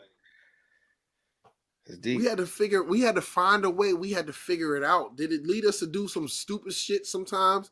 We ain't gonna tell Kmart on us, and we ain't gonna tell Hills on us. But but shout out to Warren B Sports. I know it's closed now in a yo. Oh, that was a legend. That was a legend, yeah. But we figured it out, man. We went to Stockings. We hustled. We found some way to make it happen. Shout out to Sid Pazar. I wanted a bike. He made me go earn, and he taught us about. He's our first rap manager. He taught us about like, yo, if you want it, you gotta earn it. And he was like, y'all just gotta rake up the apples and the leaves in our backyard, whatever case. And I'm gonna hand you a bike. The way you pay it off is this way. Let Knox in. Knox, yo.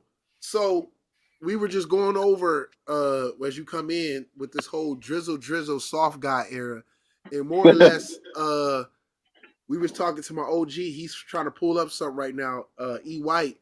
But we were talking about our era coming up, bro. Imagination mattered. Like we had to figure out a way to like get it if we ain't have it, bro. We was out in the woods with sticks playing what's the Commando. You had a Right. big ass stick, and that was your grenade launcher back in the days. A tree wrench. You running through the woods with your friends, like yo, Shooting shit. shoot up shit. You know what I mean? Hell yeah. Yeah, like Hold on real even if quick. you Let me get my yes, mic on. okay, I'll No, let you but get your you're mic right straight. though. So You're right. yeah, so but that raised us to be creative and problem solvers. And when we went into other things, when we moved on and we got older, and we was trying to do music, and we was like, yo, we don't got this type of mic, we're gonna use this and make it work. We don't have this, we're gonna use this. Yo, we don't got a video camera, we gonna use this. And we was ingenuitive. We found ways Yeah, make it to happen. try to make it happen. And we were more creative. So what E. White was saying is that he was talking about a process where was it black privilege, or what was it we were talking about? Where Well, he was saying where the grandfather had to work for it, but he was able to provide it. So his son had a Cadillac, and now his son has a Lexus, and his son now has a Benz. So they don't know what it's like to struggle because the previous generations already struggled for them. So when it's time for them to struggle, they can't handle it as well because they weren't Yes. built like that. Right. Yes, sir. and I know Tony's got some Knox has got some young kids and stuff like that, and I know he's deeply rooted. Although I ain't gonna lie, this brother was driving around in the Caddy Catera in high school, whipping on everybody. Caprice. Yo, but at the same time, like what was dope about him, and some other brothers that we graduated or we grew up with, was that our parents were very big on teaching us to struggle and having to go and earn, or pushing you to go and earn what's yours. And that's maybe I'm not gonna claim it as a Youngstown thing, because I know E. White being from E. White, you from Akron or Canton? Columbus, but I graduated from Bookville in Akron. I stayed up there for 3 years. Oh yeah, shout out to Okay. Book though, man. Yes, sir. 1040, standing tall. Yeah. So Oh, for here it us, is. man, it was the struggle to survival, and Knox is from the yo, and he grew up in it, man. And this dude is one of the most talented people I've ever met in my life. Like, it don't matter if it's music, if it's sports, if it's I appreciate that, computers. man. I appreciate Man, that. I appreciate you. This brother is always quick to pick it up. And when you come across people like that who understand also the struggle, me and his brother had conversation not too long ago late at night, and his ability to sit there and perceive things. And I always ask him, and as I'm going to it and I'm gonna get to it, the biggest thing is this. I asked him last week when me and him talked, and I'm gonna ask you, bro, and I'm gonna ask you, Mr. White, when was it that you realized for you, your train of thought broke off from the conditioning, the training, or the understanding that we had, and you started to look at things different, and you noticed the way that the people around you that you grew up with, whether it be your parents, your friends, your schoolmates, whoever, changed. Like and I hate the word woke because it's been taken to be so many other things. But when was the moment like you realized you was in a matrix? Is the best way I can put it. To be honest, 2015. So I started working in the prison system. I was 18. Oh wow. So I had a street mentality the whole time I'm working there because I'm working with criminals. But I'm gonna try to be. I know I gotta step it up because in order to make more money, you gotta get more education. You gotta have more knowledge. You gotta have more training. So I don't have no game, but I know how to play the game. So the game was I'm gonna go down here to this training academy. I'm gonna get paid while I'm on the clock, and then they're gonna give me a free education. So that'll get me more in this environment because it's saturated. You know, it's game. It's all game. It's a whole bunch of street people. And if you don't know how to play it, then you ain't gonna survive. So I made it all the way up to captain, did major for a while, got some bumps, got some bruises. Then I felt like, man, I'm not happy. I'm not even doing what I want to do. And I'm just shortening a 19-year span. But I started going out to school, seeing why the population was 48 to 51% black men. And we only make up 12% of the state of Ohio. Population. So in 2015, I left in 2013 when my 11-year-old was born. And I was sitting down watching that documentary, The 13th, and it all hit me all at once. The 13th Amendment? That's a deep no, one. the documentary, The 13th. Yeah.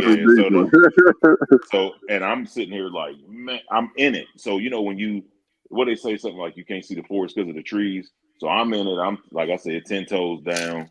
So I ain't gonna say it on here, but we was fooling around one night in the parking lot at when we worked together, and that my mentality was still my mentality. So once I got out of that environment, the PTSD, you know, I started getting information, thinking outside the box, and realizing when we in that box, in that machine, your mentality things work one way: survival, hustle, you know, and you fight or flight mentality all the time. You can't trust the people that you work with, you work for, that work for you.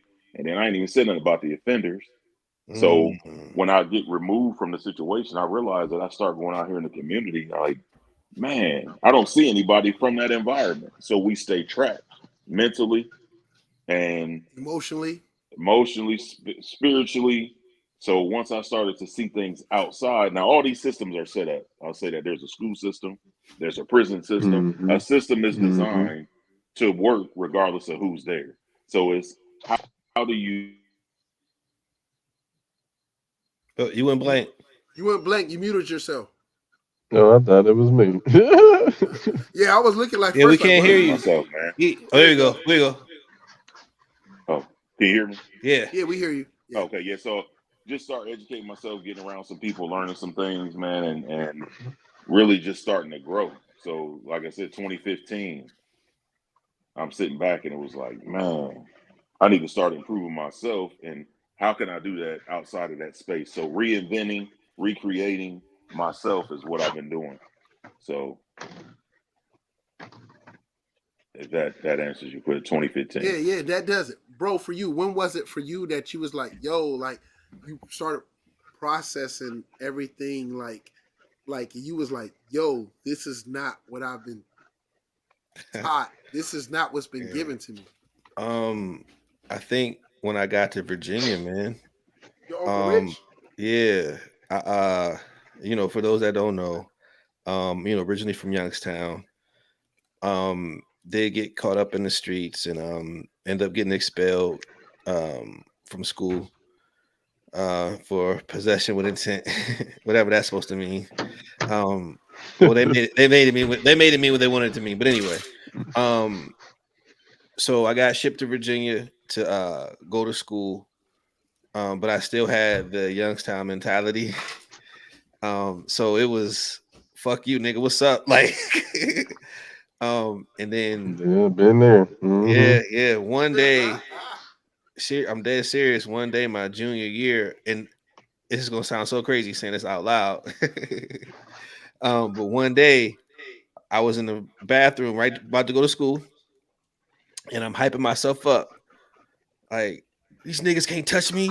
These niggas can't see me. These niggas don't want this. These niggas don't want none of this. These niggas don't got nothing to say to this. Doing my whole routine. And then something just was like, but these niggas ain't say nothing to you. And then I sat back and I was like, oh shit, I'm hyping myself up for nothing. Like I'm about to go to school. It ain't nothing about to happen. No fight, no gang, no shoot, no. I could be whoever I wanted to be. And it was at that moment in time when my consciousness kind of came amongst itself and was like, hold up, I don't gotta be that no more. I don't gotta, I don't gotta like carry this front like I'm about to stab somebody or hurt somebody or do something to somebody because my environment ain't like that no more. And plus, when you in those classes with all those white people and you can't compete mentally because you haven't had the educational background that they have at that point. Or the resources, yeah. I was like, oh no, this ain't gonna be me. Like, So I got with Uncle Rich, and every day I spent 3 or 4 hours just studying mathematics and English and social study. All these things I never ever tried. Like I never took books home. Like, I don't even know if you remember, Jamar, but Mom tried to do homework with me for one time, and she spent like 4 hours doing homework with me because I didn't like that shit. Like it just was never me. Like school was never my thing. But I forced myself to do it because I saw that I had the mentality that couldn't allow it to happen. So once I got rid of that, I just saw like a whole new lane, and I was like, oh, I could be who I want. Oh, it's on and popping now. Yeah. So that's how I came to consciousness self. Knox, you want to share again, at least for those that's watching, maybe less for you when it was that moment where you was like, yo, like it's bigger or it's different or whatever the case. You're I hate to, again, woke, whatever case, you're awake. Yeah, I mean, I've always had, like I told you before, it's been so many different things that end up just, it's like you think you're crazy when you have these thoughts, and then you see them manifest in real life, and you're like, oh, I'm not crazy. Like, you know what I mean? Yeah. Or the world just starts showing you signs that's like, oh no, you not crazy. Like everybody else is crazy. You know what I mean? Like you get it. And so they don't. I just had so many like just pivotal moments of like that might even not really relate to what you're asking, but I call it like those unlock moments. Like, and it's funny because even to this day, when I had those moments, I'll do like a Zelda, when Zelda finds something, he'd be like, like I do that shit all the time. Like just anytime I unlock something, I'd be like, oh, like it just went bling, you know what I'm saying? So like moving to California from Ohio, well, from Youngstown to be more specific. Yeah. Like I had lived in Cincinnati before. I kind of spent a summer in Atlanta, like a summer in Seattle. But when I moved to Long Beach is when I realized how small Youngstown was. Like, yes, sir. And then that's when I really realized, like, oh, we really from the bottom. Like, and I think I did a simple math of just dividing the amount of people that was in Youngstown by the people that was in LA County. And it was like 42 Youngstowns. And I was like, what the, like, imagine that. Like, hey, 42 Youngstowns in technically a smaller space. In a smaller space, way smaller space, like jam-packed. Like, because, I mean, driving from Youngstown to Cleveland is an hour, but driving from Long Beach to Hollywood is an hour too. You know what I'm saying? But in between Long Beach and Hollywood is way more opportunity Yeah, than the opportunity between Youngstown and Cleveland. You know what I'm saying? yeah, And it just made me realize, like, oh, these people have an advantage over Mhm. you. You know what I mean? yeah, It's like the yeah. fact that you here means something. Like that's important. And I ran back home and tried to explain to my family, my homies, like, yo, this ain't it. Like Youngstown too small, y'all. Like this, the reason How why we hard was can't that get though? out. Oh, it was How frustrating impossible. was that part? How It like was impossible. no? See, I know that's what I'm sitting there saying. How frustrating It was was impossible. that part? Like it hurts. It It was almost hurts. it hurt. No, I went back to California like, man, fuck Youngstown. I ain't going back there. Those fuckers crazy as hell. Like, I mean, I'm being 100% honest. I just felt like I thought I was coming home with these gems, and I realized like they don't even you can't understand it until you experience it. Yeah. Like me Right. telling them ain't it. Like me trying to break it. Like, hey, listen, y'all, listen.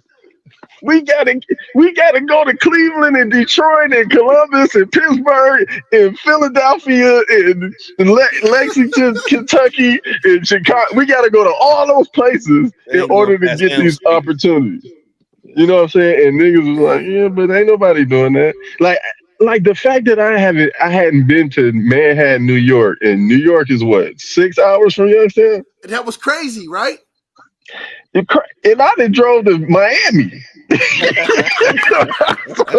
so why ain't I never drove to New York was the craziest thing in my mind growing up. Like, what? We never went to New York. Why? It just seemed like a foreign place Yep. to us. Like, Yeah. and Far away. even being there, it's just like, this is a lot. Like, I'm telling you, the first time I went to New York, I was like, oh, I could live here. Yeah. But Yeah. I knew, like, once you had kids, though, yeah, no, this ain't it. This ain't it. No. But I was like, I would do it, you know. I just, and So it works, but it was a fun, busy place, you know. It's something else different from what you grow up. It just opens you up, you know. yeah, it does. And all of us, in a sense, that Ohio bred, born, overcoming the because you know how I mean, like he said, and I've been that. My brother seen me be that way. Like first time I moved to Columbus, I'm like, nigga, I'm from Youngstown. I ain't even trying to act like I'm the Bruh, hardest. But wait, the fact that I survived Youngstown, man, I I had to was dead like, that shit. bro. I had to dead that shit in Long Beach. Like, Yeah, oh, bro, yeah, you was in the right place to dead that. imagine. And then I'm with niggas from other places too. So like, I was kicking it with this dude from Pittsburgh, my homeboy Lou, and we had this girl house. She invited us to the crib, but she knew, you know, we usually come in with some weed, we usually come in with some drink. So that was probably why she invited us. But we get there, and there's two chicks and two other dudes in the room. And we kind of just like, the fuck did she bring us over here for? Like, so then it was dark in the room, so I turned the light on. You know, I'm going to pour some drinks, roll some weed. The dude get up and turn the light off. Oops. So I walk back over to the light and I flick it back on, left my head in the air like this. And I'm staring at the dude like, What you gonna do? and then I go back to pour my drink, and Buddy gets up and turn them again. So now the Youngstown is about to start popping out. And I'm like, oh, here we go. But again, in that moment, I was so smart in that moment. I said, this not your hood.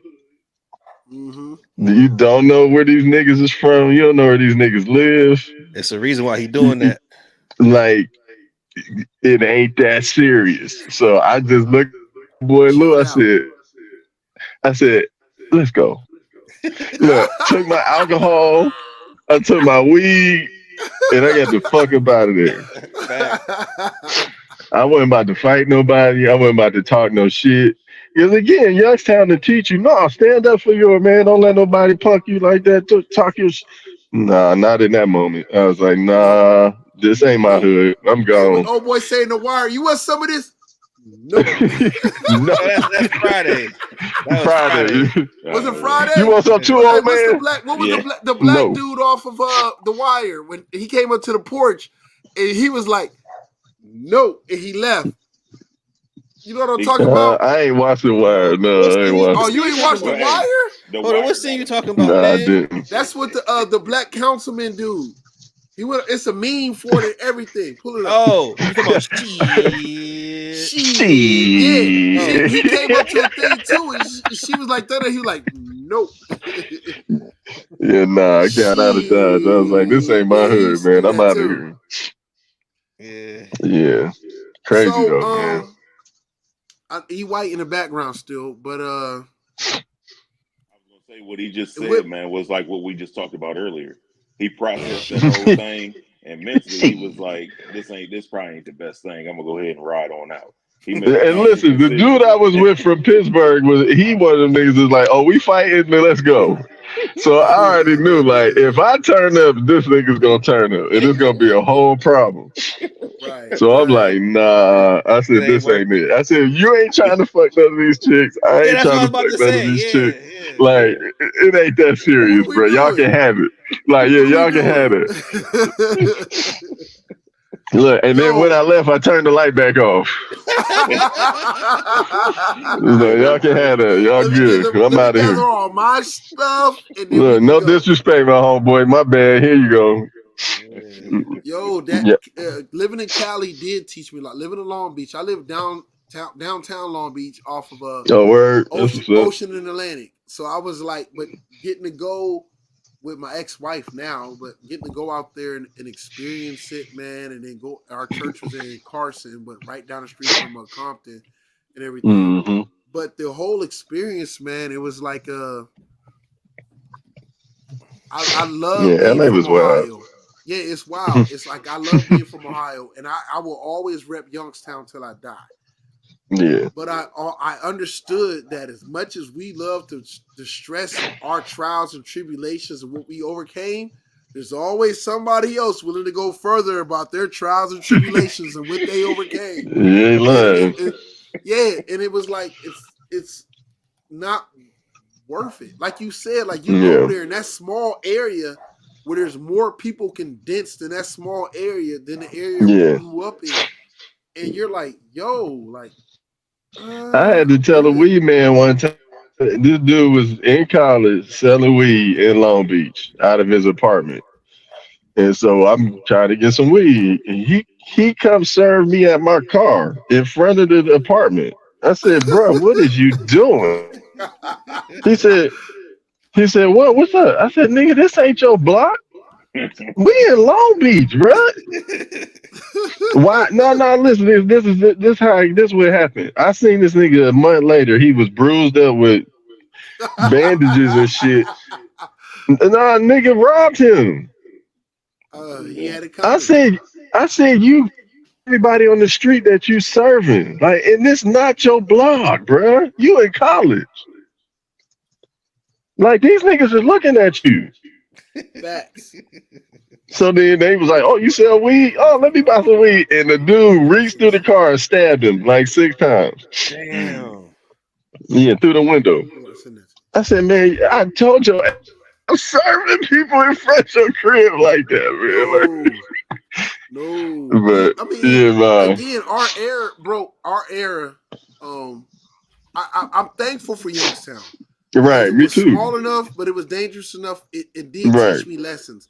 It taught me Yeah. how to be able to be on alert, on my swivel when I entered some of the other cities.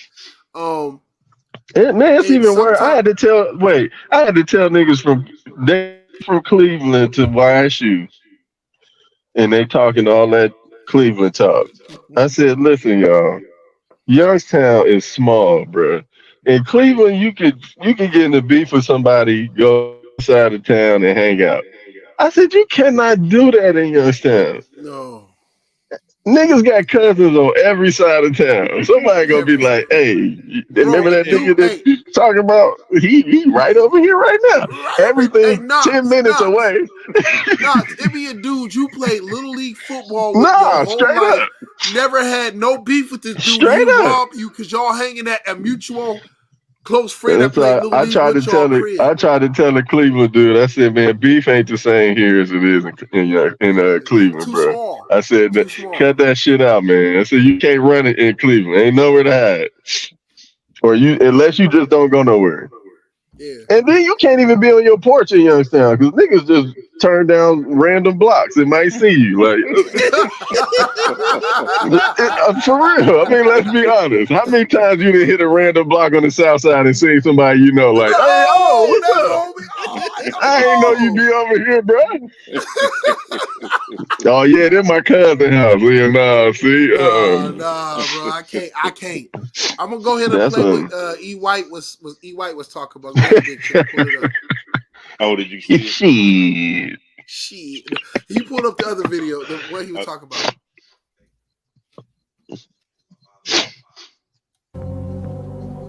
I'm driving a Cadillac. My son is in a Mercedes. Said my grandson will be in a Ferrari. But he said my great-grandson will be walking again.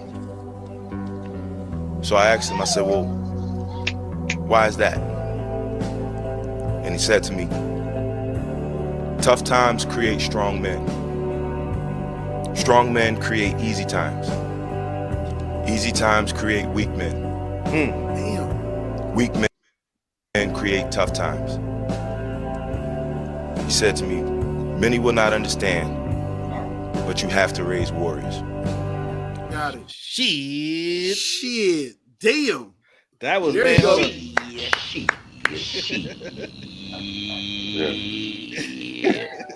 Hold on. Man, that's Senator Clay Davis. Clay Davis. Shit. Yo, but what he said, E. White OG, Yeah. Thank is you for that. 100% true. Yeah, That's man. dope for Yeah. bringing that to the Wow. forefront. I Like, thought that's yo. what y'all was talking about. That other thing, I don't, we are, some cats want to do that. We work with a guy. Do you remember? Well, I ain't gonna say his name, but he was my lieutenant. He would go get chicks to buy all these things for him. He had some appliances that you can work on your app.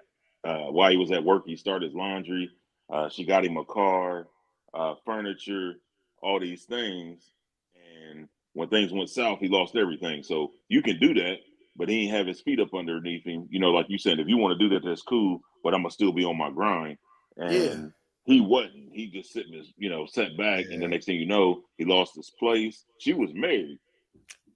Got him a car, got him all these things. I'm like, man, that ain't gonna work out. But he's like, yeah, man, I got to do it. I'm like, oh, Okay. Now, if your woman is making more than you, if that money comes into the kitty, that's cool. That's a great thing because you building together. But just to sit back and say, I want some broad to take care of me, and I ain't say woman, I said some broad because the mentality is not building mentality. Yeah. So if that, 100%. Yeah. So that's what I was talking about, making sure that we build our younger generation up to know how to survive and do these things that they need to have to be able to function in life. Yeah. Teach our man to be able to be man and know how to survive on their own and be able to know what it's like to have to uplift or be responsible for others. Yes. And so though there's levels. What's the old saying? There's levels to this. No doubt. Yeah, and so we all grew up. We all seen the old pimp mentality dudes. We've all grew up and seen it. At some point in time, we're like, yo, that's fly. But a lot for us, we also seen men who went out, for at least for me and my brother. My mother is a strong woman, which is my bro's stepmom. So our mom, a strong woman. But what we did see every day for us was I'm gonna say our father, his biological, but our father get up every day and go to work. We never questioned whether he was a sorry ass dude or not because he got up and went to work. Bro, our Christmases, we thought we was rich because he worked at Bargain Port, and all y'all, if those that's in the Midwest or in Ohio or Youngstown know about Bargain Port, they used to be over there on the South Side, whatever it came. So we got all these discounts on all these toys and everything else. You would have never told us that we was poor back then. Yeah. And he grinded, and his biggest thing was like my kids will have it. And my mom took charge of so many other stuff. And so there was, and not to throw nobody under the bus, but for me and my bro knows what I'm talking about. For us, we seen a functioning household, but we also had to understand to take the wins and the L's from that and learn how to be functioning leaders as men. Because to us, we seen my stepmom or my brother's mom as the functioning leaders, the decision makers in the household. Because my stepdad, his dad was so, he wasn't passive, but he was like, I don't care. Ask her. Ask your mom. Ask your mom. Ask your mom. And so for she us, ran the household. Yeah, she ran the household. And so for us, we had to learn that. But at the same time, he taught us to be providers. He taught us to be out and go get it. Like, don't let your kids suffer. So it was learning the mixed messages within growing up. Yeah. And so we had to, the hard part for us was learning as men our roles, or learning to take charge or to become the leaders in our household. Because we grew up with a lot of, Tony know what I'm talking about, that strong ass black woman in your household who every decision ran through her. Oh yeah. Yeah. And so we had to kind of like figure that shit out and become leaders as men. It's not my mom's fault. She did what she had to do. But that as a man, bro, that's one of the hardest lessons to learn in life. It was hard. And no shots at our father, because he's a super dope, tremendous, giving, caring, loving, be there. But I get when we talk about the whole trauma passed down thing and stuff like that. But that was a lesson me and my bro had to learn as men. Mm-hmm. Yeah. I think it's important too with that. And I don't know, like your parents shared, even with my kids, like, I'm gonna do it this way, but if you find a way, once you get your own place, your responsibilities as an adult, you want to make some adjustments, you can do that. Use what you can use. Times have changed, things will grow, so you adjust to what works best for you. But right now, this is what we're gonna do. And then when you want to get your own den, and you can be the lion in your den, or Make lion your own whatever decisions. that is, there you go. But right now, Yeah. I'm gonna need you to get up, go get your laundry, go get a broom, go get the vacuum. Facts, major facts. Facts. You telling the truth on that one. Yeah, if you don't like it, if they was down here, I'll tell them, like, hey man, I want you to be able to go to the store. This, especially with my boys, I want you to be able to do everything in the household, from iron your clothes to cook to clean. Mm-hmm. That way you bring value to whatever relationship that is, whether it be at work, whether it be at home. You can operate independently, but you want to bring value to that table that you already built. So if somebody else got their table, somebody sit down at your table, this is what I can do. Now, what you do with that after that? Because one time I was ironing my uniforms, and my dad, he was like, man, what you iron your clothes? He was saying his to the cleaner. It's over on Copley. And I'm like, shit, I ain't paying for that. I'm gonna do that myself. Got my first game going. I want to be able to cook, because now you saying if you ain't got a woman at the crib, you got to go out and eat. Nah, man, I'm here to learn how to cook too. You know what I mean? So it's just training them, teaching them. I ain't gonna front. I love my mama, but my mama was one of those, if y'all don't like it, y'all go starve. That's why we learned how to cook. Me and my bro grew up with that. Like, my mother, she was tired. Cooking was like, I'm about to cook what I'm about to cook. If y'all don't like it, that's y'all motherfucking business. You know what I'm saying? And we just end up, me and my brother, my sister, she was definitely, my sister taught us how to do everything, but even when she left, me and my brother was cooking, boy, because mom was at work. She was at work all day, then she come home and go to sleep, man. We got to figure it out. Hey, but that's the beauty of the one thing we talk about, which I understand better now, like the whole I'm black and I'm proud thing, but it was the struggle. It used to mean something when you say you came from a Youngstown or you came from the struggle. and it was like I overcame it. I survived it. I Oh made yeah. it through it. Not that I'm still stuck in this motherfucker, Mhm. but that we found a way to overcome all the obstacles in that bitch, and we made something out of ourselves. And somewhere along the line, I got lost, man. Well, when And they start printing up shirts that say the struggle is real and the person will go buy it, 'cause if the We're struggle woke. is real, if the struggle is real, you ain't got the money to buy no damn shirt. You ain't got to tell nobody either. What you advertising that for? That's the wrong shit to be advertising. I we don't lived it. want We to know it's advertise real, that. bro. Like we Yeah, know it's like, real, bro. All of us know about pork and beans and hot dogs why as the full course meal for why are dinner. we marketing that shit though? Like we market that Yeah. shit like we wear it like a fucking badge, Like, bro, you Yeah. real as like hell. Like that make like you that. real. Wait, Like you a but real like one. that's like the episode of Key and Peele when they be ordering food and then they try to order more black than the other one. They end up ordering like feet, human foot. Bro, It's like, no, what are we that's promoting Jamar, here? I What are got we a tip, bro. promoting? okay, bro. All right, Bro, love you, but man. Gotta as we go. get ready to thing, but Yeah. that's the awakening Some real moment shit for me. though. That's when we notice. That's when we realize the stereotypical shit. That's when we realize, like, yo, like our own people have bought into it. That's when Yeah, we realize, like, defending it. We defend yeah, it. we defend it, and when you start to see it, the hardest test is when It's you start to lonely see at the it. top. It's lonely, bro.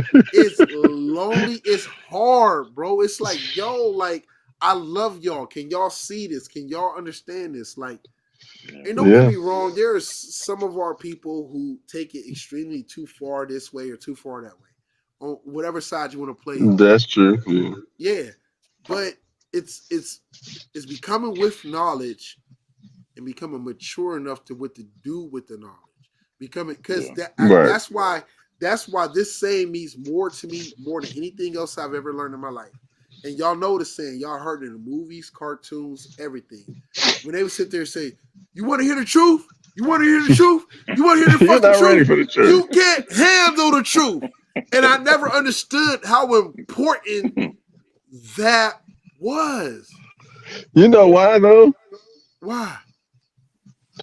Because you have to admit to yourself that you was wrong You was for wrong. And for we can't. all however long you've been doing it. Yes. Whatever it is.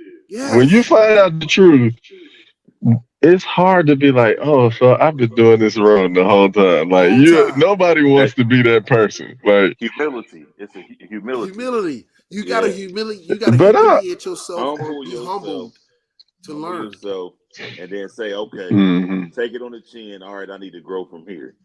Mm-hmm. That's where I Yeah, go back to that. yeah, It's lonely. It's lonely. That's like you said. It's lonely at the top, but it's Yeah. the thing where you start to. I took away the whole I'm hustling and grinding to aligning. So whatever that is you want to do, like y'all said, y'all went out to the West Coast, left from Youngstown, and went and done this. All right, right, I'm going to align with whatever my future plans are, and it ain't everybody else's plans, but I'm gonna make sure it right. lines up with mine and put my foot on the gas because I Yeah, can't take everybody with me because everybody don't see the vision. You know what I mean? Right. So I'm gonna It, get into a yeah, space where other people got a vision, and then we just gonna collaborate and do our right. thing. absolutely. Bro, but we missed somewhere. Everything you said is true. And I didn't catch, again, learning. I didn't catch it. Yo, majority, everybody ain't gonna make it to heaven. And I didn't understand that when I heard it as a kid. And so as you get older and you're learning, we all go through this metamorphosis, or we start to understand things, and then the truth comes, and then you realize the more you learning about how things are, or forget the fact of learning how to sit there, learning just to tell people like, yo, this ain't it. There's got to be a better way. But what we doing right now is wrong. I don't know what the full answer is, but this ain't it. But as you go Right. through that process and you learning, like you become lonely on your journey, like you start to realize, like, yo, like everybody ain't gonna make it. Yeah. Majority of the people not so some of these sayings become more and more relevant, more and more understandable as you further educate yourself. Because as you go further Yeah. along, I don't want to say the rabbit hole, but as you go further along down it, you start being like, yo, I never looked at it that way. I never understood. I I never think made the I connection. think of it like a 5,000 piece puzzle. Got it. And then the more pieces you get, the pictures start to look. Because at first you might think it's one thing, but the more pieces you put together, you're like, oh, this ain't even what I thought it was. You know what I Yeah. mean? Yeah. Yeah. And The then the box more said it was pieces, you're this. like, oh. Yeah, the box Even said it without was the, this. imagine not having the box though. Yeah. We don't have a You don't box. know what you're making Yeah. until you put all the pieces together. And And that's it's the gonna take scary a part. while. That's the scary Yeah. part, the dope part. That's the hard part for us. I know for E White, I know for you, Tone. Even for me, I'm learning is like, yo, you when you realize you can picture things and put things together a lot sooner than your people can. And then for you, you're like, yo, I figured this shit out. You want to help everybody? Like, yo, bro, come with me. Come with me. Like, niggas, come on. Come on. And everybody's like, nah, bro, you bugging. Nah, hell no. We ain't fucking with that. They like you do it first. That's what they say. Yeah. You do it first. Let me see you do it first. And then, it's working. Because It's let me working. tell you something. When it started working, everybody show up. Everybody show up, bro. But I don't, and I'm learning. But in the beginning, nobody thinks it's gonna work. They want you to do it. Let me show me. Right. So imagine when the next 2 weeks, when I drop the footage of who I'm going to meet, who me and my bro going to meet, and everything Right. else. Right, bro. Come on, bro. Who we going to build with and everything else, and all these people who were like, yo, da da da, and I'm like, yo, like, What Fat like, Joe say? Today's price is not yesterday's price. Yeah. And that's what it is, man. People like you said, we have the best intentions. We try to give people all the resources and the knowledge, but it ain't really. I don't even know how to put it. Like, yeah, people will seek it if they need the information. Yes. You don't got to give it to people. If you build it, exactly. they will come. But you have to. And those are the people. And those are the people you want to get the information. The ones that are seeking it, not the. But again, we have that urgency to be like, but I can show my friend right here. He right here. I can show him. And we want to, because it's in our nature. It's in our conditioning. Like, we want to uplift. Our community is based on uplifting. Like, you are shamed if you didn't uplift. So we don't want to be shamed. We want to, bro. It's in my nature.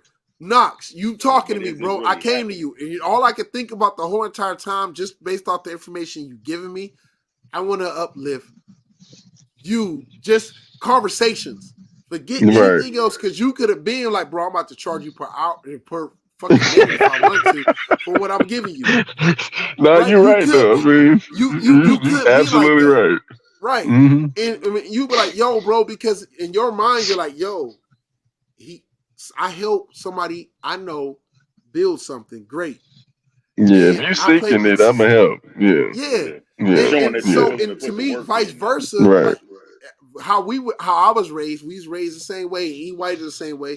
Bro, I'm going to take that information from the person who helped me. How can I help you? Yeah, let's get your nephew give to the people who seeking. That's it. Yeah. Let's get your nephew on the soundtrack or some other shit, right? Absolutely. Something. Yeah. Or let's get some Mozzie made hoodies in the film, whatever the hell, whatever we can do, because you helped me along the way.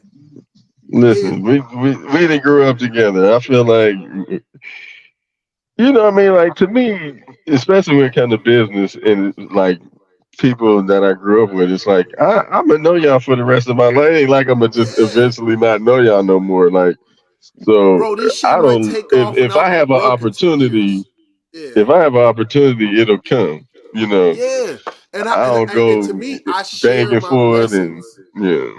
I share my blessings. Insane. Like, let's build. I share my blessings because if my blessing can help you build a bigger blessing, then I'm not. Then you're gonna be trust- blessed anyways. Yeah, I'm blessed Yeah. anyways. Yeah. Like I helped create something that went into bigger things. And that's what E. White did. E. White was my old boss, man. Like this dude was my lieutenant and then my captain. And he used to come pull me to the side, but like, bro, stay away from them. Don't work that dorm. Listen, Stay away you from them. know, Keep them I out your can name face. drop. I can name drop a lot of people who are successful off of advice I gave them, like, or just showing them something, Yeah. like. The crazy But I part, I'm don't go trying to be the around. I next don't go one. around glorifying that. Like that is not important. Like I do Yeah. that because I like to do that. Like Yeah.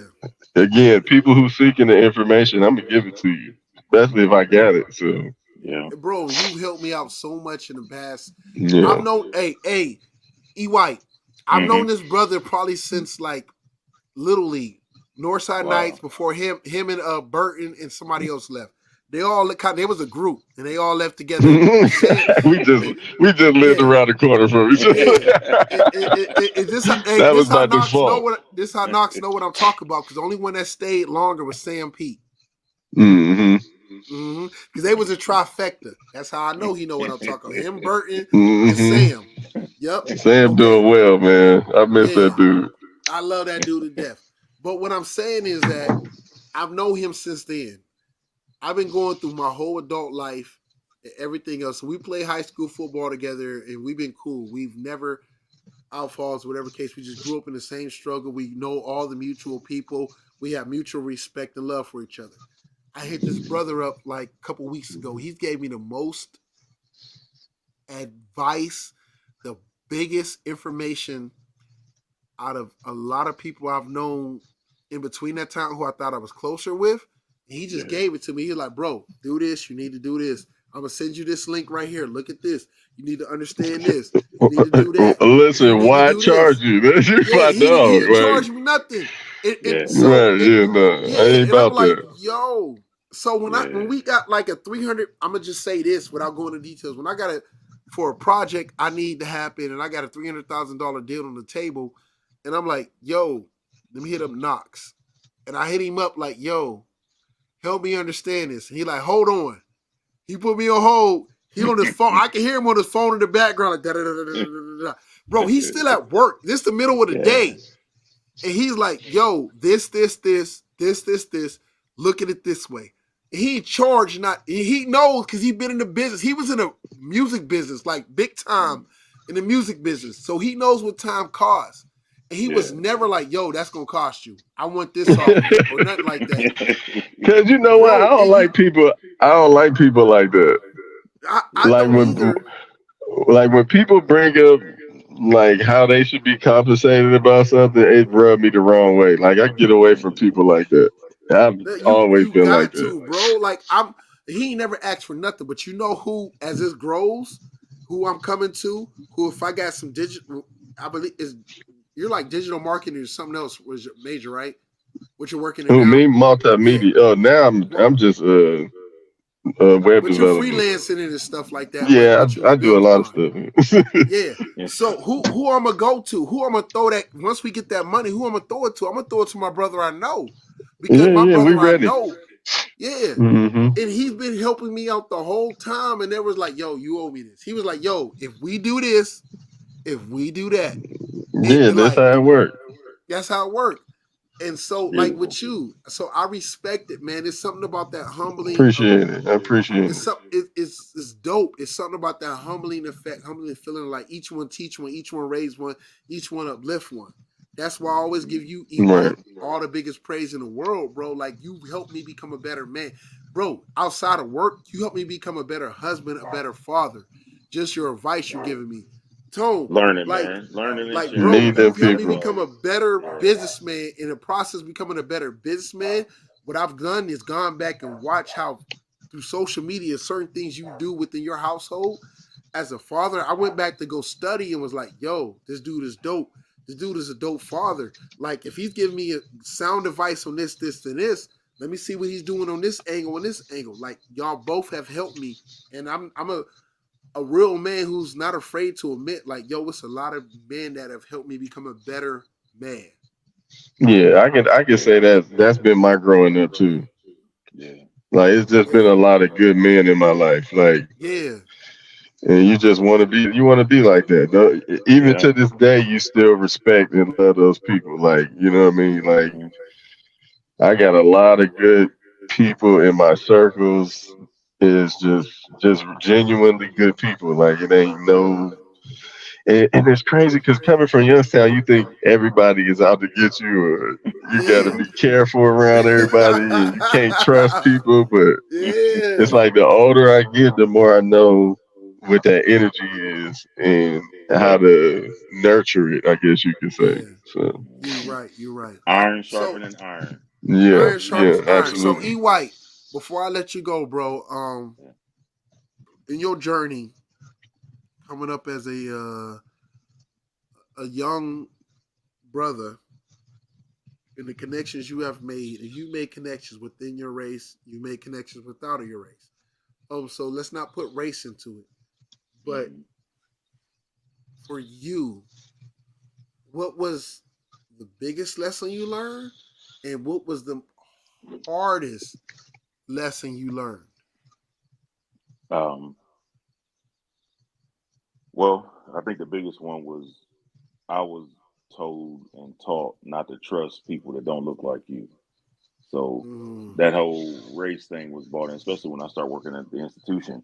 But to this day, as of last week, I'm starting a new role next year. So I'll be doing a path. I'll be a school counselor, but it has a pathways coordinator. So this is getting people into doing skills trades.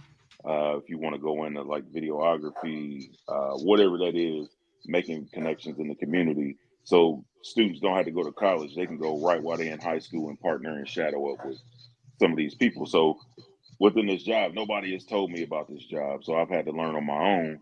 But I emailed this guy, and he came from Ohio Department of Education, and I shared my story. I'm talking about all the way back to going to Bookdom and just some of the things that I went through leading up to me being in that classroom and this idea of running a nonprofit organization, helping, at-risk students, as they call it. And he said, I know some people I'm going to connect you with, and shot a couple of emails out. So now I'm on the Central Ohio Work Readiness Council. And this is people that come Damn. around from the state. And we met at the Highway Patrol Academy. So, and I say, God, man, will put you in places. He put us all here. Think about our journeys. I'm Right, talking about yeah. y'all doing Little League. right. And who would have known we work in the institution together? That is just a space. But the impact of our conversations have us here now. And I've been gone 11 years, and that's been what, 2007, 2008. So when you talk about God working, man, and what's for you, nobody can take away or stop.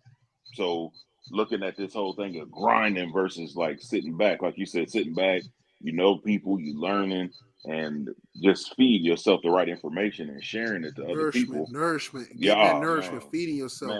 listen, I want to Yo, learn. Mm, I've known, like I said, I've known Knox at an early age. Yeah. It's crazy how it works. Like the biggest blessing this brother has been to me with this in these last couple weeks, the Mhm. information, the questions he's teaching me to ask. And Yeah. so you learn, I've learned even more so, like you don't take relationships for advantage. You don't Mhm. take the people that you meet, the people that come into your life, and you don't mistreat them because you never know when that bridge will be Man. crossed, or you never understand Oh, man. when that lesson will be learned, or you never understand when. I think you wasn't on it, but when we was talking to the week before, remember I told you I had the multi millionaire in a conversation, and he was talking about he was at the dinner table at a restaurant in Chicago, and this was before he became a multi-millionaire on his way to $1 billion, and he was like, "Yo, I'm at a dinner table and I'm sitting here listening to this some dude at the table just talk, and he was like, I don't know who the fuck this guy is, but he was there, waiting to meet this internet multi-millionaire, 100 million plus billionaire." And then he found out that was the millionaire. Remember I told you that story? And then he sat there, realized who it was sitting next to him, and his whole attitude changed up. Mm. Yeah, Yeah. and Hey, but I've learned that you never know who you're gonna meet in your life. You hey, never know who's going. I'm telling. I didn't mean to cut you off, but I used to say I always treat people fair. I don't care who it was, what you do. The whole captain thing that never meant anything to me because I know it's what's in you, not what's on you. So I don't know where I'm gonna be at 10 years from now and who's gonna impact me. When I left the institution, I lost everything: crib, money, nothing. I ain't had no job, no income for 3 months, and all these people would say, "Hey, I'm gonna do this, I'm gonna do that." All that was a wash, man. So that was the disappointment. And then when I went and worked in the school, it was the lowest paying job. I was making $400 every 2 weeks. I went from making close to 100 to nothing to very humbly accepting that $444 every 2 weeks. And Man. it was only two black males in the whole school district. So I'm like, man, I got to do something, to be able to grow and learn. I know this is a space I want to be in. So the disappointment was thinking that all these people and everything that I had going was something big, and it was actually nothing, so small. And to get into Yeah, this environment where I'm one of the only black males in the whole, it went from two in the whole school district to just me. But I'm here and I know my impact is huge. How big can I take this? So I looked at my resume from 8 years ago to now and I just been chipping away, learning as much as I can, making these that's connections. why you So my OG. That's and why you my growing, OG. I love man. you to death. And I remember the day I was riding down the street and a tear came out my eye and I was making what I was making back then. And I was like, man, all right, God. It took a while. I wanted to rush it. So God's timing is impeccably perfect. So I know that Hmm. He'll bring blessing. This is a blessing, man. Me being on here when you called, I was out there. I spilled a little oil. I said, man, let me get in here on this. I'm checking the oil in my motorcycle, man. The phone rang, and I'm like, yeah, I got to make it happen. And I'm like, well, let me clean a couple things up. But just this opportunity is just amazing, man. Sharing Your thought and message is hearing y'all talk powerful, bro. is Your just, message is powerful. Your yeah, message, your deliverance, even Knox, your testimony is something that our people, our brothers, the people we love, our community needs to hear. Um, Yeah. and the dope part about it is that they won't understand. Hopefully they do. A lot won't understand it, but y'all some of the most humble, giving, approachable, respectful. Like, yo, I want to build. I want to give back. I want to help. I want to provide information. I want to point you in the right direction.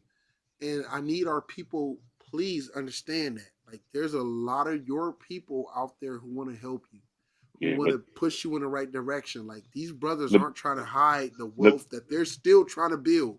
let me say Tony is this. still trying to build his wealth. Let, E. White yeah, is still trying to build. yeah. And they But still like, yo, let me reach back. Let me pull this up. this is the thing too, and I really see it working with the young people. People have to be ready to receive it. So, Yeah. like you were That's what I saying was talking earlier, about. yeah, the Hmm. people that's coming to go get it, you got to share because it'll get so frustrating. Like I'm in there like a farmer, I'm throwing seeds. I want everybody to get it. I want it all to grow. It may not grow right here. You may learn at the next stop. You know what I mean? So, Right. one of the football coaches when I first started, he was like, "Man, I know what's gonna happen." He said, "You ain't gonna be able to save everybody because now is not the time for everybody, just the certain Yeah. ones." So once you grasp that concept, like you just said, just for the people that's on the hunt for it, because if that's the case, you'll waste it because some people Right. ain't ready for it yet. It ain't their season. Yeah. So I try not to get emotionally attached yeah, to, you know what I mean? Like, I'm giving y'all this information. I'm giving y'all these gems. yeah, What you do with it is up to you. Like, I yeah. can't. And then because I know you've been in them situations where you see somebody with the potential and they They ain't ready don't yet. have the drive or they just ain't ready, and Yeah, it hurts you a little bit. It make you not want to yeah. do it. It make you be Only like, should I even be doing this? Like, should I even be wasting my time trying to help people? yeah. So instead of giving And you it's the like, jewels, I'll drop a couple nuggets, and then I'll see when you get back to me. yeah, You know what I yeah, mean? yeah. Leave it at that. Yeah, yeah. And Yeah, it's got to be okay because if not, yeah, it'll slow you down. You know, True. but when they ready, they'll let you know when they ready. Maybe. Yeah, man. He said maybe. Yeah, Maybe. Maybe. No, that's true. Shit, it might be your mama. It might be your auntie. Real talk. It could Real be talk. anybody. Real Yo, talk. I want to thank both of y'all so much for coming on here. Because both of y'all spit the game, and both of y'all gave the game is to be told, not to be sold. But both of y'all sat there and gave some free game and some information. Oh, by the way, that's the name of my nephew's album. It's called Free Game. Since you pumping it, Loving it. stream it everywhere. Mozzie Hey, Music. don't make me go downstairs to get my Mozzie Music hoodie. You know what it is. Represent. Yo, Free so game. shout out to Mozzie Music, Free game. man. Free game. Shout out Free Game album. Hey, yo, you got to set it up so I can get him on a podcast. Let me interview. Yeah, no, absolutely. He a teacher too, so he got prom tonight. So. Dope. I want to thank E White, man. One of my forget OG, one of the realest black men I've ever met in my life. Appreciate you. Nice to meet you. Yes, sir. Bro, I appreciate you so much because I've yet to hear you say anything that comes across as like I need to ignore it. I always take a lesson. And I know me and Knox have had some real conversations, but we always love conversations when we don't need to agree with you 100%, but I get to walk away feeling like I learned something. And so far, bro, there's nothing you said that's gonna make me run back and be like, yo, this motherfucker was lying. You know, I was like, yo, he was spitting game. So I need all those who watching. If you want to see me get Knox on more shit, please like, share, subscribe, leave it in the comments, say what's up, everything else, because my dude is a real one. Yo, that's my cornerback from high school. Appreciate it. Safety. AKA, this dude was not afraid to lay his life, his body on the line, but he's also grown into a mature father, a mature man who's gonna give it to you real. If y'all want to see me steal and get E White on more podcasts, please like, share, subscribe. This brother is a father who's dealing with autism within his household, and he doesn't make excuses for it. If anything, he's got two of the brightest, most realist, most down-to-earth, these young men can do so much for themselves sons. He doesn't make excuses for them. He pushes them to become better in how to survive in this world, as well as he pushes us to be better people and survive in the world. So E White, I appreciate you so much, man. You're super dope as a man, as a father, as an educator, as a leader, as a mentor, and so much more. And yo, tune in, check out the arguments, man. If y'all just want to hear drama, us talk about rap, let's talk about so much more. Just tune in, check it out, because it's all real, it's all from the heart. And these brothers can agree tonight and be going back and forth. Because E White look like he the type of dude that'd be like, yo, AZ was the dopest ever. And me and Knox gonna be looking at this dude like, what? AZ? AZ? Not AZ? With an AZ, did you? No. AZ be spitting, though. I ain't gonna front though. He be spitting. Proud of you, man. You doing some big things. Proud of you too, man, Jamar, man. You know, it's funny that this came into fruition because you know I be feeling like everything I sent you, and you put me on to it. That's the dope part about it, bro. So we commend you, man, for following through and doing what you're doing. So keep it up. You know what? That's the hardest part of the lesson, bro. Was like the follow through. Like when you finally do convince people to believe in you, but can you follow through? Yeah, absolutely. That's the message. Hey, E White, this dude was giving me help. This dude was giving me help before I ever recorded my first podcast episode. He taught me the whole format about topics, everything else. This guy, he taught me how to do it on Google Docs. Look, and I ain't even got one.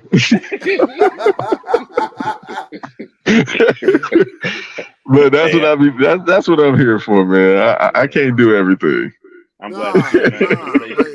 It's a blessing, man. I don't take for granted the blessings God gave me with amazing people in my life. That's what's up. I thank you. Knox, twice you come into my life and you asked me the most important questions. The first time, not the first time, but the last time we talked, you and the young woman I was involved with asked me important questions. You were like, yo, I see you got a lot of connections.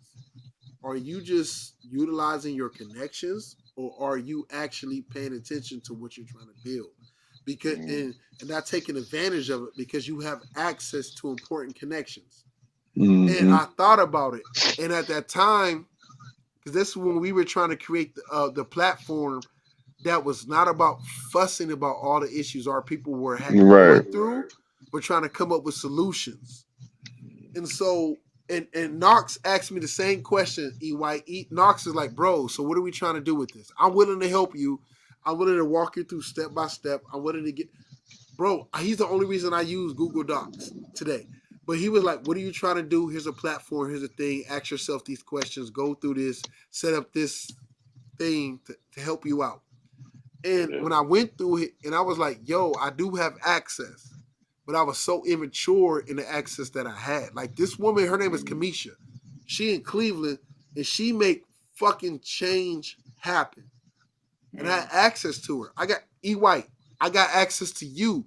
I don't want to take advantage of that no more. Knox, this is my bro, but he's got so much insider info from the music industry to community industry, not only in Ohio, but in Atlanta. And so you don't take advantage of that no more. You utilize it. And I'm learning to build. I'm learning to take advantage of those who have information. But how can I turn around and use that information that you helped me build, help you? Like I said, next week, if it go right how it's supposed to, if it go next week, go how it's supposed to, I'm going to just say his name, Wyclef. When I meet with Wyclef next Sunday,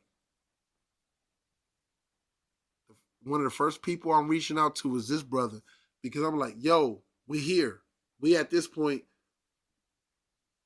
how do we sit there formulate it to benefit us all? How do we sit there and formulate it to sit there and make a statement that benefits and furthers the growth? And that just learning, like, I need to respect who helped me get there in some shape, form, or fashion. Even if you know what? I've learned this.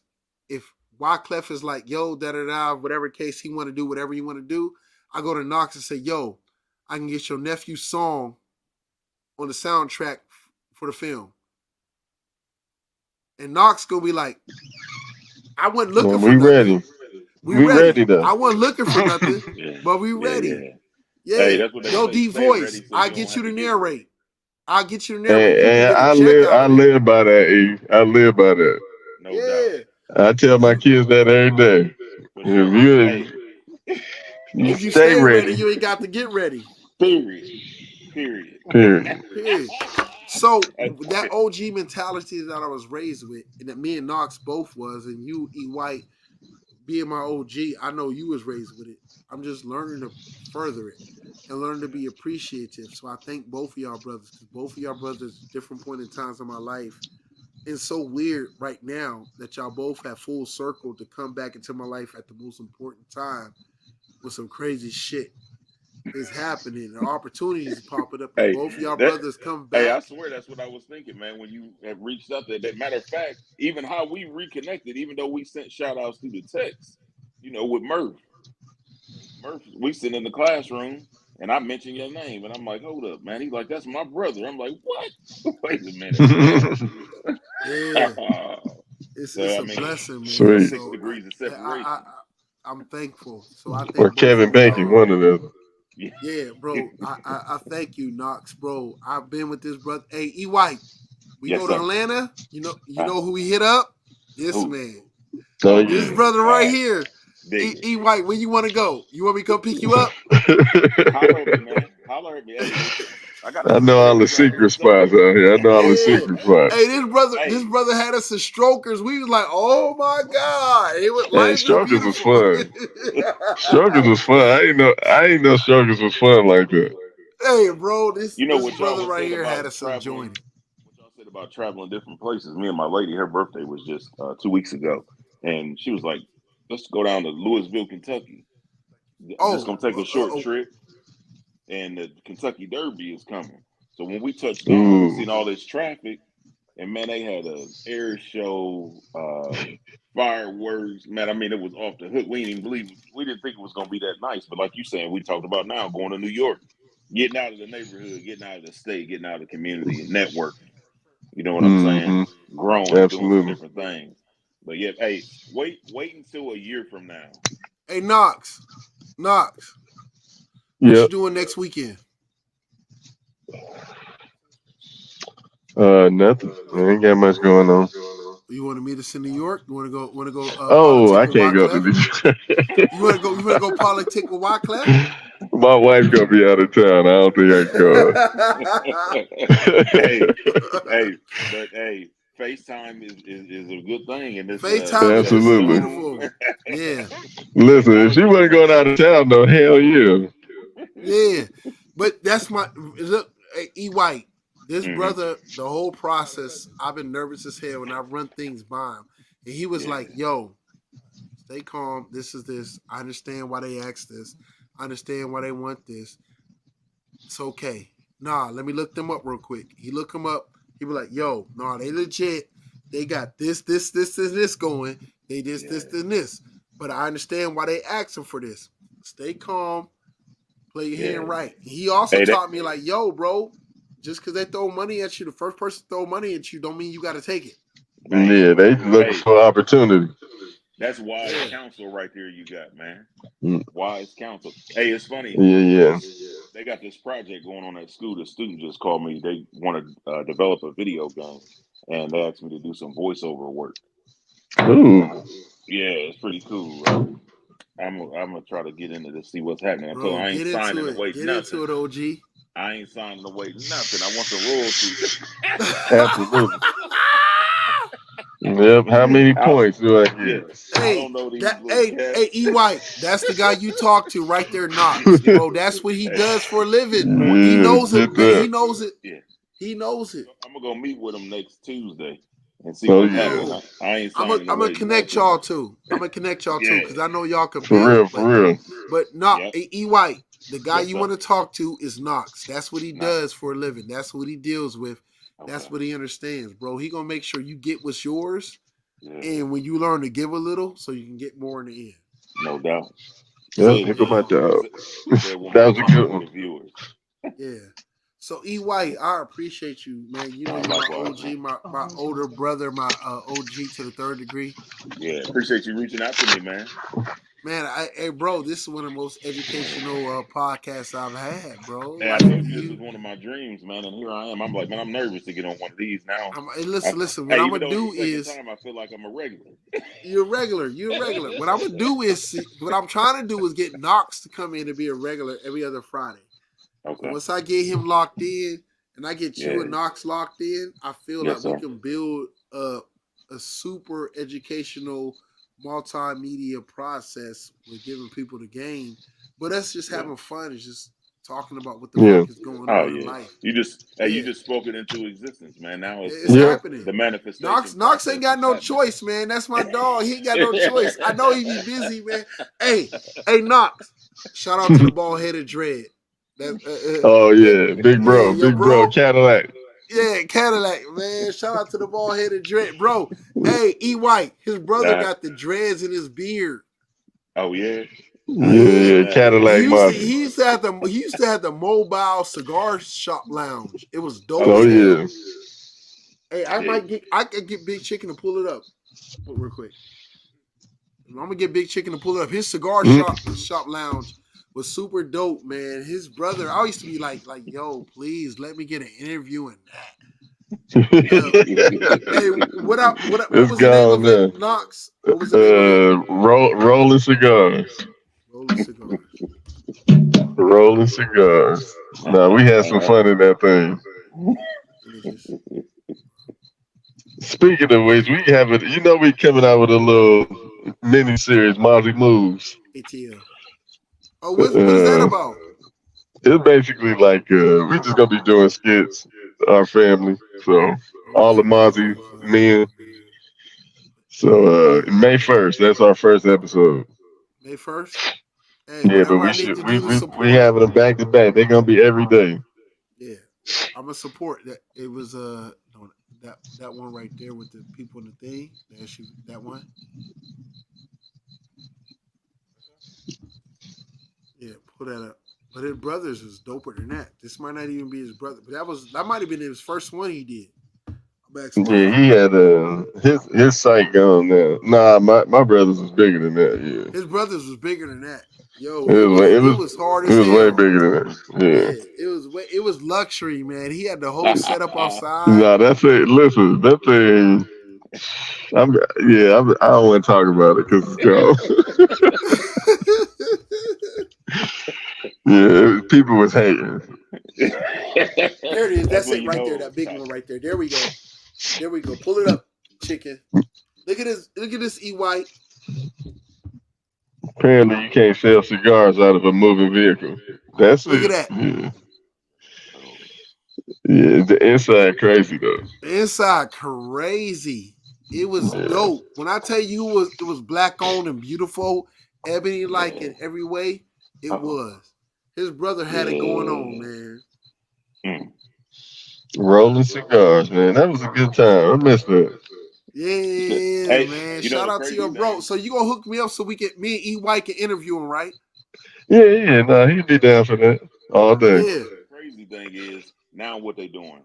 Mobile. Oh, his brother is a hustler, bro. He didn't move on. What he got going on now? Mozzie moves. Now I'm saying they riding around on bicycles up and down High Street here in Columbus, selling drinks and drinking. You see what I'm saying? Oh, yeah, they do that out here at the car shows. Yeah, see. Nah, he into them car shows now though. Oh, okay. Oh, do I need Cadillacs. to pull up his whip? Do I need to pull up his whip? Man, that thing been everywhere. Man, that motherfucker is nice. What is it? It's a 70 Cadillac DeVille? Not a DeVille. It might be a DeVille.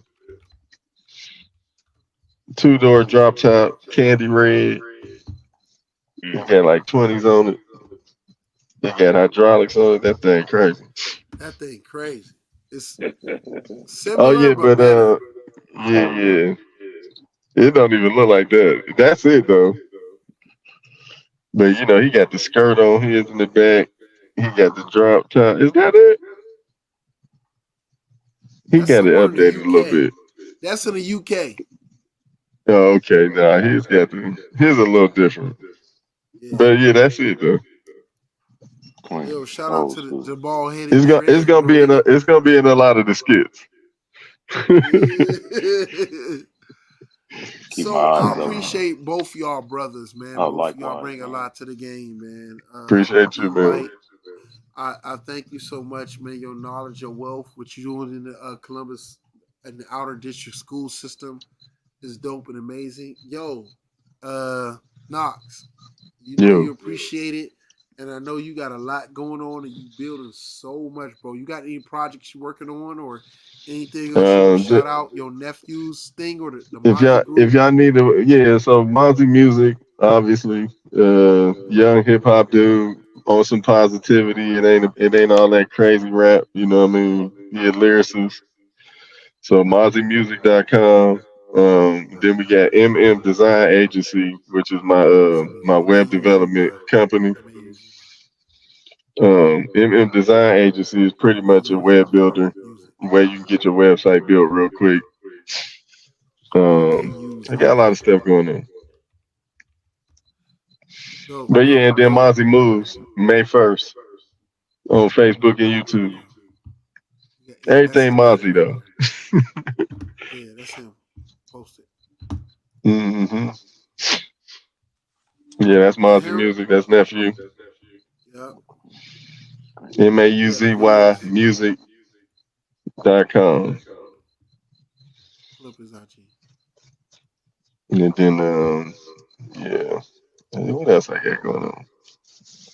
It's a lot. But yeah, we got merch on the site, we got music on the site, videos, all the stuff we got. Link in the bio. There we go. Look at that. I shot that video too. Did you? Hmm. Hey, did you check out that song I sent you? Oh, you know what? I didn't get a chance to. I realized it No, was a song, I and I need was a like, let me get back to it. no. Check that out because I need a director for it. Okay, cool. Yeah, MozzyMedia.com is my website for the videography stuff. Yeah, no, it's a lot. It's always Mozzie though. Yeah, it's always Mozzie. Family name is real, bro. Yeah. We trying to take it everywhere. I like that. Yeah, nephew, yeah, he getting in his bag, man. He's starting to get comfortable.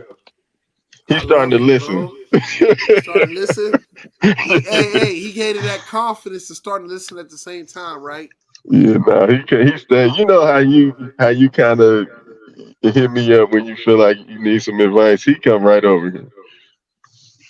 Hey, Like I wish I he come was out in here. the A. Hey, bro, if I was in the A, I'd be at your house almost Nah, every day, he a bro. sponge, man. He just come through and just soak up game pretty much.